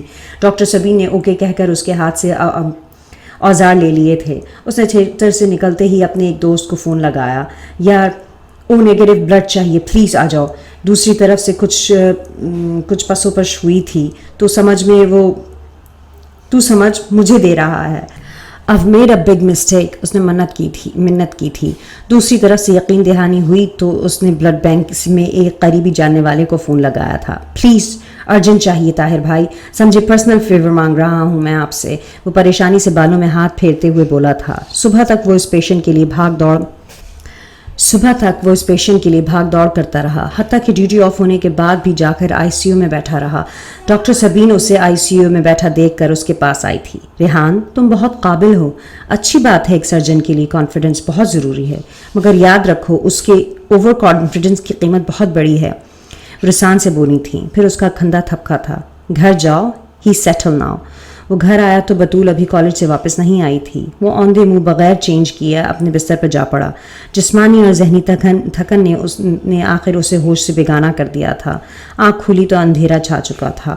وہ کئی گھنٹے سے سو رہا تھا، مگر اب اٹھا تھا تو دل پر بہت بوجھ بدستور قائم تھا. کمرے میں گھٹن سی محسوس ہونے لگی تو وہ چھت پر آ گیا. چارپائی نظر آئی تو اسی پر جا کر لیٹ گیا. وہ خود کو اپنی 1000 صفائیاں دے سکتا تھا. جو غلطی اس نے کی کسی سے بھی ہو سکتی تھی. بڑے بڑے سینئر سرجن سے غلطیاں ہوتی ہیں. ڈاکٹر بھی انسان ہی ہوتے ہیں، نہ بھول چوک سے پاک، نہ زندگی موت پر قادر. مگر یہ صفائیاں اس کے دل کو مطمئن نہیں کر سکتی تھیں. 4 دن پہلے اس نے اپنے باپ کو آپریشن تھیٹر میں اپنی ٹریننگ کے دور کے کارنامے سناتے سنا تھا، اور آج اس نے خود کو برتر ثابت کرنے کے لیے کسی کی زندگی داؤ پر لگا دی تھی. اگر آج وہ پیشنٹ مر جاتا، سوچ کر اس نے جھرجھری لی تھی. کیا حد تھی آخر اس مقابلے کی، اس پاگل پن کی. یہ کیا کر رہا تھا وہ اپنی زندگی کے ساتھ. قدموں کی چاپ سنائی دی تھی. چند لمحوں بعد بطول ہاتھ میں کافی کا مگ لیے سامنے کھڑی تھی. کافی؟ Thank you. اس نے مگ اس کے ہاتھ سے لے کر اپنے قریب زمین پر رکھ دیا تھا، مگر ہنوز اسی طرح دراز رہا تھا. بطول پلٹ کر سیڑھیوں کی طرف بڑھ گئی تھی، مگر پھر اترنے کے بجائے وہیں کھڑی ہو کر کچھ دیر اسے دیکھتی رہی. پھر واپس آ کر اس کے قریب بیٹھ گئی. ریحان نے اسے پائتی کے پاس کھڑا دیکھا تو ٹانگیں سمیٹ لیں. وہ کنارے پر ٹک گئی. ڈاکٹر صاحب، کچھ زخم ایسے ہوتے ہیں جو کبھی نہیں بھرتے. وہ آہستہ آہستہ آسمان پر اپنی تعداد بڑھاتے تاروں کو دیکھتے ہوئے اس سے مخاطب ہوئی تھی. ان کے ساتھ جینا سیکھنا پڑتا ہے، ساری احتیاطیں کرنی پڑتی ہیں، ہر اس چیز سے بچنا پڑتا ہے جو انہیں تازہ کرتی ہوں. انہیں بار بار چھیڑ کر سوائے اذیت کے کچھ نہیں ملتا. ریحان کچھ دیر اسے دیکھتا رہا. یہ لڑکی کبھی کبھی اسے حیران کرتی تھی. نہ جانے اس میں ایموشنل انٹیلیجنس جیسی بدرجہ موجود تھیں یا کوئی اور ماورائے طاقت تھی. وہ باتیں کیسے سمجھ جاتی تھی جو وہ اپنے آپ سے بھی صاف نہیں کر سکتا تھا. ریحان کچھ دیر اسے دیکھتا رہا، پھر اٹھ کر کافی کا مگ اٹھا لیا جو اب کچھ ٹھنڈی سی لگ رہی تھی. تم نے BA میں فلسفہ لے لیا ہے کیا؟ اس نے بظاہر سنجیدگی سے پوچھا تھا. ہر چیز کتابیں پڑھنے سے نہیں آتی، مثلاً عقل اگر نہ ہونا بندے میں ہو تو بھلے کتنا ہی کوئی پڑھ لکھ جائے. وہ ترچھی نظر سے اس پر ڈال کر بولی تھی. تم نے میرے ساتھ نہیں رہنا، پھر بھی تم مجھے کم عقل کہتی ہو. عقل و گیان دینے کی کوشش کرتی ہو، میرے لیے پریشان ہوتی ہو. Means a lot, thank you. وہ بظاہر ممنوع سے لہجے میں بولا تھا مگر آنکھوں میں شرارت چمک رہی تھی. میں کیوں ہونے لگی پریشان؟ وہ لاپرواہی سے بولی تھی. پریشان نہ ہوتی تو میرے پیچھے یہاں کیوں آتی؟ ریحان کو مزہ آ رہا تھا. میں تو اس لیے آئی تھی کہ آپ ایسے موڈ میں کبھی کبھی چیزیں بھی توڑتے ہیں. دھیان رکھیے گا، یہ چارپائی میرے جہیز کی ہے. وہ تنبیہ کرتی اٹھ کر چلی گئی تھی. ریحان مسکرا رہا تھا. دل پر جمی کثافت کچھ کم ہو گئی تھی. اس دن نہ جانے کیوں صبح ہی سے بطول کا دل گھبرا رہا تھا. ریحان نے بھی آج آنے میں کچھ دیر کر دی تھی. پچھلے آدھے گھنٹے میں 2 بار اسے فون کر چکی تھی. فون بھی نہیں لگ رہا تھا. پھر اس کے نمبر پہ ایک اجنبی نمبر سے کال آئی. اٹھایا تو دوسری طرف اظہر بھائی تھے، ریحان کے ماموں کے بڑے بیٹے. ریحان کدھر ہے؟ فون نہیں لگ رہا. وہ چھوٹتے ہی بولے تھے، آنے کا وقت ہے پر ابھی تک پہنچے نہیں ہیں. بھابھی پھپھو نہیں رہی. وہ اس کی بات کاٹ کر بولے تھے، مجھ میں تو ہمت ہی نہیں ہے ریحان سے بات کرنے کی. وہ بھرائی ہوئی آواز میں بولے تھے. بطول کا دماغ سن ہو گیا تھا. ان کی باقی کوئی بات سمجھ میں نہیں آ رہی تھی. اسی لمحے ریحان دروازہ کھول کر اندر داخل ہوا تھا. اس کو یوں ساکت فون پر پکڑے دیکھ کر وہ چونکا تھا. کیا بات ہے؟ ریحان، رحمت خالہ نہیں رہیں. وہ خواب کی سی کیفیت میں بولی تھی اور پھر منہ پر ہاتھ رکھ کر امڑنے کو بےتاب چیخوں کو روکنے کی کوشش کی تھی. نہیں، میری اماں. ریحان نفی میں سر ہلاتے ہوئے یوں پوچھ رہا تھا جیسے اسے جھٹلا رہا ہو. ریحان، نہیں رہیں آپ کی اماں، تھوڑی دیر پہلے انتقال ہو گیا ان کا. وہ ہچکیوں کے بیچ میں بولی تھی. وہ زمین پر ڈھیسا گیا تھا، پھر زور سے چیخا تھا، اماں. بطول کی کچھ سمجھ میں نہیں آیا اس ٹوٹ کے بکھرتے شخص کو کیسے سنبھالے. ساری عمر دکھوں کو مسکرا کر سہنے والی نے موت کو بھی بڑے وقار سے گلے لگا لیا تھا. اس دن ظہیر ماموں کی چھوٹی بیٹی مانو کو دوپہر کا کھانا ساتھ کھلایا. اپنے ہاتھوں سے اس کے لیے مکئی کا پراٹھا بنایا. پھر اسے چائے بنانے کا کہہ کر خود وضو کرنے چلی گئیں. واپس آئیں تو ہاتھ سے پسلیاں دبا رہی تھیں. مانو کو آواز دے کر دواؤں کا ڈبہ لانے کو کہہ کر صحن میں چارپائی پر لیٹ گئی تھیں. مانو جب تک پانی اور دوائیں لاتی وہ بے جان ہو چکی تھیں. چارپائی کے نیچے سلیپر ترتیب سے چھوڑے تھے، دوپٹہ تک بے ترتیب نہ ہوا تھا. صبح سے شام تک پرسہ دینے والے لوگوں کا رش لگا ہوا تھا. دور دور سے لوگ آ کر روتے تھے، ان کی سخاوت اور دردمندی کے قصے سناتے تھے. صبح سے شام تک مہمان نمٹاتی. ریحان آدھا دن قبر کے کنارے گزار دیتا. آج ایمن اور نوید آئے تھے. نوید تو جنازے میں بھی شامل ہوا تھا مگر ایمن آج ہی آئی تھی تعزیت کے لیے. وہ کھانے کے لیے شہدی کو کام پر لگا کر خود چائے کے لوازمات کی ٹرے اٹھا کر باہر لائی تھی. واپس کب جوائن کرنا ہے؟ نوید نے چائے کا کپ بطول کے ہاتھ سے پکڑتے ہوئے پوچھا تھا. کر لوں گا یار، ریحان بیزاری سے بولا تھا. اب اماں نہیں ہے تو لگتا ہے سب بے معنی سا ہے. جب وہ تھیں تو اس سب سے فرصت ہی نہیں تھی. وہ اذیت سے مسکرا رہا تھا. بطول کے کانوں میں خالہ رحمت کے الفاظ گونجے تھے. لگتا ہے جی بھر کے دیکھا ہی نہیں اسے. اس نے چپکے سے دوپٹے سے آنکھیں پوچھی تھیں. 2 ہفتے گاؤں میں گزار کر وہ واپس آ گئے تھے. بطول نامحسوس انداز میں اس کا ہر طرح خیال رکھنے کی کوشش کرتی مگر وہ پہلے سے کہیں زیادہ خاموش ہو گیا تھا. پھر اس دن دستک ہوئی تھی. ریحان کمرے میں تھا. اس نے خود ہی دروازہ کھولا مگر دروازے کے باہر کھڑی ہستی کو دیکھ کر سمجھ میں نہ آیا کہ اندر آنے کو کہے یا نہیں. بہرحال اخلاقیات جیت گئی اور پھر اس معاملے میں اصل مدعی وہ تو نہیں تھی. انہیں بٹھا کر وہ ریحان کو بلا لائی. ریحان نے ایک نظر اپنے گھر میں صوفے پر بیٹھے ڈاکٹر مسعود کو دیکھا تھا. جی؟ ریحان نے ان کے سامنے کھڑے ہو کر مروت سے آری لہجے میں پوچھا تھا. ڈاکٹر مسعود بھی اس کو دیکھ کر کھڑے ہو گئے تھے. ریحان، I'm really sorry، وہ التجائی انداز میں بولے تھے. کس چیز کے لیے؟ ریحان کا انداز جارحانہ تھا. ہر چیز کے لیے. اس وقت اپنی فیملی کے سامنے کمزور پڑنے کے لیے جب مجھے اسٹینڈ لینا تھا. اس وقت اپنی خواہشوں کے سامنے ڈھہ جانے کے لیے جب مجھے اپنی بیوی اور بچے کے لیے ثابت قدم رہنا چاہیے تھا. مجھے معاف کر دو ہر اس دکھ اور محرومی کے لیے جو میں نے تمہیں اور تمہاری ماں کو دی. وہ نم آنکھوں کے ساتھ ہاتھ جوڑے اس سے معافی کے طلبگار تھے. ریحان نے ایک نفرت بھری نظر ان کے بندھے ہوئے ہاتھوں پر ڈالی. مگر میری ماں نے آپ کو معاف کر دیا تھا. میں اتنا حوصلہ نہیں رکھ سکتا. خدا حافظ. ڈاکٹر مسعود شکستہ قدموں سے چلتے ہوئے باہر نکل گئے تھے. پھر پورا دن اپنے کمرے میں وہ بند رہا تھا. وہ دوپہر کے کھانے کا پوچھنے گئی نہیں کھانا، چھت کو گھورتے گھورتے خشک لہجے میں انکار کر دیا گیا تھا۔ شام کو وہ کافی کے ساتھ کچھ کھانے کو لے گئی تھی۔ وہ اسی طرح چت لیٹا چھت کو گھور رہا تھا۔ وہ رکھ کر باہر آ گئی۔ رات کے کھانے کا پوچھنے گئی، پھر انکار۔ کافی بھی وہیں رکھی ٹھنڈی ہو گئی تھی۔ ایمن کو فون ملا کر کسی سکون کی گولی کا پوچھا۔ دوائیوں میں ڈھونڈنا تو شکر ہے ڈھونڈا تو مل ہی گئی۔ وہ دودھ کے ساتھ لے آئی۔ بیڈ کے سائڈ ٹیبل سے کافی کی ٹرے ہٹا کر دودھ اور دوائی رکھی، مگر اب کی بار رکھ کر گئی نہیں، وہیں اس کے قریب بیڈ پر بیٹھ گئی۔ میں انہیں اندر آنے کا نہیں کہنا چاہتی تھی، مگر مجھے لگا یہ فیصلہ کرنا آپ کا حق ہے، وہ دھیمے لہجے میں بولی تھی۔ وہ اٹھ کر بیٹھ گیا تھا۔ کیوں کیا اس نے ایسا؟ کیا نہیں تھا میری ماں میں؟ خلوص، وفا، سمجھداری، رشتوں کا پاس اور محبت؟ وہ روتے روتے مسکرایا تھا۔ اتنی محبت تو جانوروں اور پودوں کے حصے میں بھی نکل آتی ہے، پھر کیا کمی تھی؟ وہ اس سے پوچھ رہا تھا۔ بطول نے اس کے ہاتھوں میں اپنا ہاتھ تھام لیا تھا۔ کمی اکثر چھوڑنے والوں میں ہوتی ہے، ان کا ادھورا پن انہیں بھٹکاتا ہے، پھر کچھ فیصلے قدرت کے ہوتے ہیں، ہمیں صبر کرنا چاہیے۔ وہ اس کے ہاتھ چھوڑ کر اپنے دوپٹے سے اس کے آنسو پوچھنے لگی تھی، پھر قریب ہو کر اس کا سر اپنے کندھے پر رکھ لیا تھا۔ ریحان پھوٹ پھوٹ کر رویا تھا۔ وہ خاموش بیٹھی رہی۔ کافی دیر بعد ریحان اس کے کندھے سے سر اٹھا کر سیدھا ہوا تھا اور سائڈ ٹیبل سے سگریٹ اور لائٹر اٹھا کر کھڑکی کے سامنے جا کر کھڑا ہو گیا تھا۔ وہ کافی حد تک سنبھل چکا تھا۔ بطول وہیں بیٹھی اسے سگریٹ پھونکتے دیکھنے لگی۔ کھانا لے آؤں؟ اس نے پوچھا تو ریحان نے نفی میں سر ہلا دیا۔ اچھا پھر کم از کم یہ دودھ پی لیں، یہ گولی بھی سکون کی رکھی ہے اگر مناسب سمجھیں۔ اس نے خاموشی سے ایش ٹرے میں سگریٹ بجھاتے ہوئے اس کی تلقین سنی تھی، مگر جب بطول نے اٹھ کر باہر جانے کی نیت سے قدم بڑھائے تو اس نے ہاتھ پکڑ کر روک لیا۔ بطول نے پلٹ کر اسے دیکھا۔ آج مت جاؤ، اس کی آنکھوں میں دیکھ کر بولا تھا۔ محبوب آنکھوں میں التجا لے کر دست طلب دراز کرے تو محبتوں پر بند کون کافر باندھے۔ ریحان نے خود کو بہت مصروف کر لیا تھا۔ ہسپتال سے آ کر بس کتابیں ہوتی تھیں اور ریحان باہر جانے کے کسی امتحان کی تیاری کر رہا تھا۔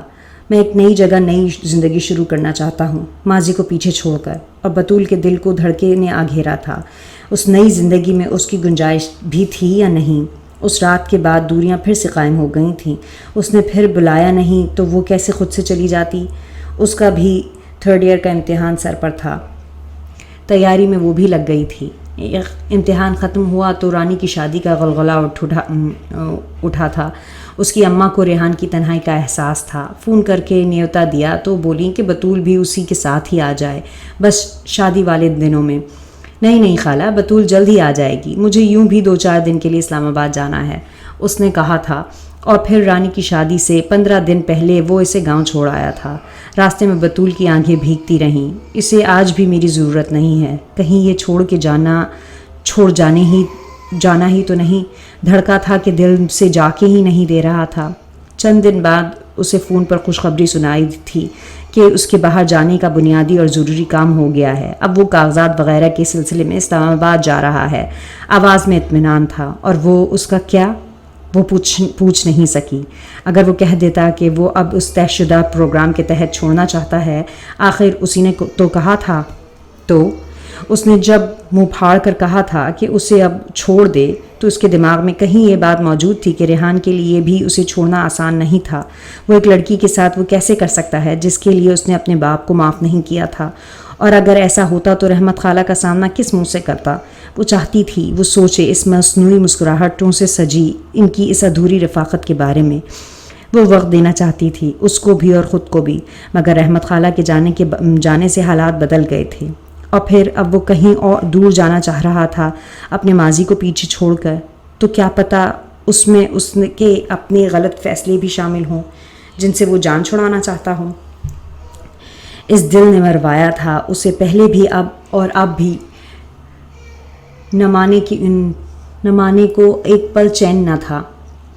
کہتا تھا اس کے پاؤں پڑ جانا، اس کی مری ہوئی ماں کی قسم دے کر روک لینا۔ نہیں، اگر اسے نہیں ہے میرے ساتھ کی طلب، اب بھی تو نہیں تو نہ صحیح۔ انا نے کمزور پڑنے سے روکا تھا۔ اچھا کیا جو تم نے اسے موقع دیا جانے کا، جو جانا چاہے اسے روک کر ساری عمر خوف کی اسیری میں گزرتی ہے۔ دماغ نے بھی ہمت دلائی تھی۔ میں اندر آ سکتا ہوں؟ اس نے ڈاکٹر مسعود کے آفس کے کھلے دروازے پر دستک دے کر پوچھا تھا۔ وہ اسے یہ کہنے کا حق تو نہیں رکھتے تھے کہ اسے اجازت لینے کی ضرورت نہیں ہے، سو یس پر اکتفا کیا۔ وہ ان کے مقابل سامنے پڑی کرسی پر بیٹھ گیا اور ہاتھ میں پکڑی فائل ان کے سامنے رکھ دی۔ یہ کچھ سائنس چاہیے آپ کے، اور لیٹر آف ریکمنڈیشن بھی آپ کی طرف سے۔ وہ فارمل انداز میں بات کر رہا تھا، کچھ اندازہ تو انہیں تھا۔ کاغذات پر ایک نظر ڈالی۔ جا رہے ہو؟ تھکے تھکے سے لہجے میں پوچھا تھا۔ ریحان جواب پر خاموش رہا۔ کیوں؟ ریحان مسکرایا تھا۔ جا کیوں رہا ہوں؟ اس کا جواب تو بہت سادہ ہے، بہتر مستقبل کے لیے، کیریئر گروتھ کے لیے۔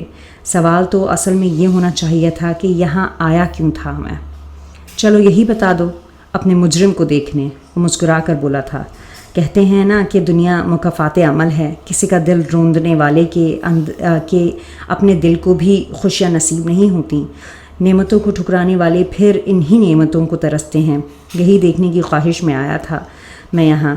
جس عورت کے ساتھ کی خاطر آپ نے میری ماں کو تنہا کر دیا تھا، وہ پھر وہم ثابت ہوئی آپ کے لیے، اور آپ نے 8 سو بہائے میری ماں کو یاد کر کے، مجھے اپنے جیتے جی یتیم کر کے۔ جو بچے آپ نے پیدا کیے وہ کس قدر نالائق اور ناخلف و نافرمان ثابت ہوئے، یہ سب دیکھنے آیا تھا میں۔ یہی تو ہوتا ہے نا کہانیوں میں، فلموں میں، مگر یہاں آ کر آپ کی اور ڈاکٹر رخشندہ کی لازوال محبت کے قصے سنے، آپ کے قابل اور فرمانبردار بچے دیکھے، تو یہ پتہ چلا کہ یہ دنیا مکافات عمل ہے بھی تو ہر ایک کے لیے نہیں۔ یہ سمجھ میں آیا کہ یہ زندگی نہ اتنی طویل ہے کہ اسے اپنے مجرم کو قدرت کے کٹہرے میں کھڑا دیکھنے کے انتظار میں ضائع کیا جائے، اور نہ ہی اتنی ارزاں کہ کسی پر کچھ ثابت کرنے میں صرف کر دیا جائے۔ ریحان نے ان کی توجہ پیپرز کی طرف دلائی تھی۔ سر آپ پلیز سائن کر دیجئے۔ ڈاکٹر مسعود نے نظریں اس کے چہرے سے ہٹا کر سامنے پڑے پیپرز پر مرکوز کی تھیں، اور پھر ایک کے بعد دوسرا صفحہ پلٹ کر سائن کرتے رہے۔ ریحان خاموشی سے انہیں سائن کرتا دیکھتا رہا۔ کر چکے تو اس نے آگے بڑھ کر اپنی فائلز بند کی۔ میں یہاں اس لیے بھی آیا تھا کہ لاشعوری طور پر میں کسی کلوجر، کسی ریسولوشن، کسی مداوع کا منتظر تھا، مگر پھر مجھے ایک بہت عقلمند انسان نے سمجھایا، لمحہ بھر کو اس کے ہونٹوں پر مسکراہٹ آئی تھی، کہ کچھ زخم کبھی نہیں بھرتے، ان کے ساتھ جینا سیکھنا پڑتا ہے، ٹریگرز سے بچنا پڑتا ہے، اور میرا باپ میرے لیے ایک ایسا ہی زخم ہے۔ آخری بات اس نے ان کی آنکھوں میں آنکھیں ڈال کر کہی تھی، تو ڈاکٹر مسعود اس کی آنکھوں میں نمی صاف دیکھ سکتے تھے۔ تم مجھے معاف کر دو۔ وہ اٹھا تو وہ بھی تڑپ کر اٹھے تھے۔ خدا کے لیے، آنسوؤں سے لبریز آواز انہوں نے التجا سے کی تھی۔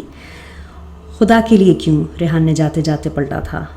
میں نے تو ایک عمر گزاری ہے نفرت اور غصے کی قید میں، مکمل رہائی چاہتا ہوں میں تو اپنے لیے آپ کو معاف کرنا چاہتا ہوں، دعا کریں کبھی کر سکوں۔ وہ کہہ کر باہر نکل گیا تھا، اور ڈاکٹر مسعود دیکھتے رہ گئے تھے۔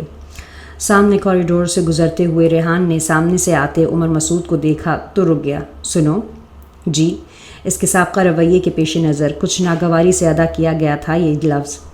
جس طرح میں نے تمہیں ٹریٹ کیا تم وہ ڈیزرو نہیں کرتے تھے۔ I'm really sorry، وہ کہہ کر آگے بڑھ گیا تھا۔ عمر نے حیرت سے اس کی پشت کو دیکھا تھا، مگر اصل حیرت کا جھٹکا تو اسے ڈیڈ کے آفس میں لگا تھا۔ وہ باقاعدہ رو رہے تھے۔ کیا ہوا ڈیڈ؟ اس نے پریشانی سے پوچھا تھا۔ کچھ نہیں ہوا، کچھ ہو ہی نہیں سکا مجھ سے، وہ کھوئے ہوئے لہجے میں بولے تھے۔ آج رانی کی ڈھولکی تھی، خوب ڈھول ڈھمکا مچا ہوا تھا، وہ بھی زبردستی کی مسکراہٹوں کے ساتھ شامل تھی، مگر دل تو درد سے بھرا ہوا تھا۔ ریحان نے تو بارات سے پہلے کے سارے فنکشنز کے لیے معذرت کر دی تھی، بلکہ بارات کے لیے بھی کوشش کروں گا کا کہہ رکھا تھا۔ پتہ نہیں اس نے آنا بھی تھا کہ نہیں۔ وہ کمرے میں آئی تھی کیچر ڈھونڈنے۔ چاچی کی چھوٹی کائنات نے نئے نئے ہیئر سٹائلز بنانے سیکھے تھے یوٹیوب سے دیکھ کر، اور کوئی بنوا نہیں رہا تھا۔ بڑی آہت سے اس نے بطول سے پوچھا تھا تو بچی کا دل نہ توڑا گیا اس سے، مگر اب الجھن ہو رہی تھی اسے کھلے بالوں میں۔ اس نے دراز سے کیچر نکال کر آئینے میں اپنا سجا بنا سراپا دیکھا۔ کیا فائدہ؟ بے دردی سے بال سمیٹنے لگی۔ نہیں، کھلے رہنے دو، اچھے لگ رہے ہیں۔ پیچھے سے ریحان کی آواز آئی تھی۔ اس نے پلٹ کر دیکھا تو باتھ روم کے دروازے کے باہر کھڑا کرتے کے بٹن بند کر رہا تھا۔ وہ ایک ٹک اسے دیکھے گئی تو وہ مسکرا کر پاس آ گیا۔ ایک طرف سے اس کے بال آ گئے تھے، آگے کیے۔ ایسے رکھو، ایسے بہت اچھے لگ رہے ہیں۔ وہ دلچسپی سے اسے دیکھتے ہوئے بولا، آپ اتنی جلدی کیسے آ گئے؟ بس یار تم رو اتنا رہی تھیں آتے ہوئے، میں نے سوچا اتنے دن کیسے رہ پاؤ گی میرے بغیر۔ وہ مذاق کر رہا تھا مگر اس کے لیے تو یہ واقعی سچ تھا۔ بے بسی اور غصے کے ملے جلے تاثرات تھے اس کے چہرے پر۔ اوکے میں مذاق کر رہا ہوں، مجھے پتہ ہے تم نہیں رہنا چاہتی تھی میرے ساتھ، تو میں نے کہا راہیں جدا کرنے سے پہلے 2-4 دن آپ کی سنگت میں رہ کر کچھ گیان حاصل کر لوں۔ وہ مذاق کے موڈ میں تھا مگر بطول اس امید و یاس کے چکر سے تھک چکی تھی، بے ساختہ رو دی۔ ریحان نے آگے بڑھ کر اسے سینے سے لگا لیا تھا مگر کچھ دیر تک اس کا رونا بند نہیں ہوا تو وہ بڑی تابیداری سے پوچھا تھا، پھر کیا کہتی ہو، چلا جاؤں؟ اب بطول کو واقعی غصہ آ گیا تھا، ایک دم پیچھے ہٹی۔ ہاں چلے جائیں۔ وہ اتنی جذباتی ہو رہی تھی اور اسے یہ ٹھنڈے مذاق سوچ رہے تھے۔ چلو اگر تمہاری مرضی یہی ہے تو میں تو اس لیے آیا تھا کہ تمہارا پاسپورٹ بنوانے لے جاؤں کل، مگر اگر یہی فیصلہ ہے تمہارا تو آئی ریسپیکٹڈ۔ وہ سنجیدگی سے کہہ کر اپنا بیگ اٹھانے لگا۔ میں چک 203 ضلع پتو کی بطول بانو ہوں، کوئی گوری میم نہیں جو شادی کے تیسرے مہینے طلاق کا سوچے تو ساتھ خودکشی کا نہیں۔ بس میں آپ کو حق دینا چاہتی تھی جو آپ نے خود اپنے آپ کو نہیں دیا تھا، اپنے ساتھی کو اپنے مطالبے کا چننے کا حق۔ بس مسئلہ یہ ہو گیا کہ محبت پوری کی پوری ہو گئی، آپ سے تو ادھورا سا ساتھ چبھنے لگا۔ ارمان بہت تھے نا، تو زیادہ کے چکر میں وہ سب جو تھوڑی سی پونچی تھی وہ بھی داؤ پر لگا دی۔ وہ آج بولی تو دل کھول کر رکھ دیا اس کے سامنے۔ اوکے سوری، اس نے ایک کان پکڑ کر معذرت کی تھی، پھر اس کے کندھے تھام کر گویا ہوا تھا۔ جو تم چاہ رہی تھیں وہ تمہارا حق تھا، تم حق بجانب تھیں۔ میں تمہیں زندگی کے ساتھی کی طرح ٹریٹ نہیں کر رہا تھا، میں تمہیں ایک چیریٹی پروجیکٹ کی طرح ٹریٹ کر رہا تھا، کیونکہ میں تمہیں اپنے سے کمتر سمجھ رہا تھا۔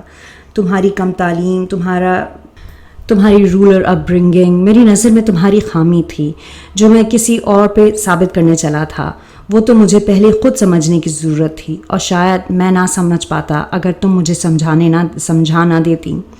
وہ سنجیدگی سے کہہ کر اس کے آنسو پوچھنے لگا۔ اور جہاں تک بات ہے زندگی کے ساتھی کو اس کے ساتھ کے لیے چننے کی، تو اگر گزشتہ اس 1 سال کو میری زندگی کے صفحے سے مٹا دیا جائے تو میں یہ نہیں کہہ سکتا کہ میں تمہیں چنوں گا، مگر اب مجھے تمہارے علاوہ کسی کا ساتھ نہیں چاہیے۔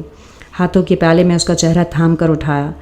باقی تو دور دور کی کڑیاں لا کر سب سمجھ جاتی ہیں، اور اتنا نہیں سمجھ پائیں کہ کتنا چاہنے لگا ہوں تمہیں۔ بطول شکوہ کرنا چاہتی تھی کہ آخر وہ اپنے احساسات اس سے اپنے صیغہ راست میں رکھتا ہی کیوں ہے، مگر نظر اٹھا کے اس کی آنکھوں میں جھانکا تو وہ سب تحریر نظر آیا جو وہ پڑھنا چاہتی تھی، ستائش، شوق، وارفتگی، اور سب سے بڑھ کر محبت۔ And of the number.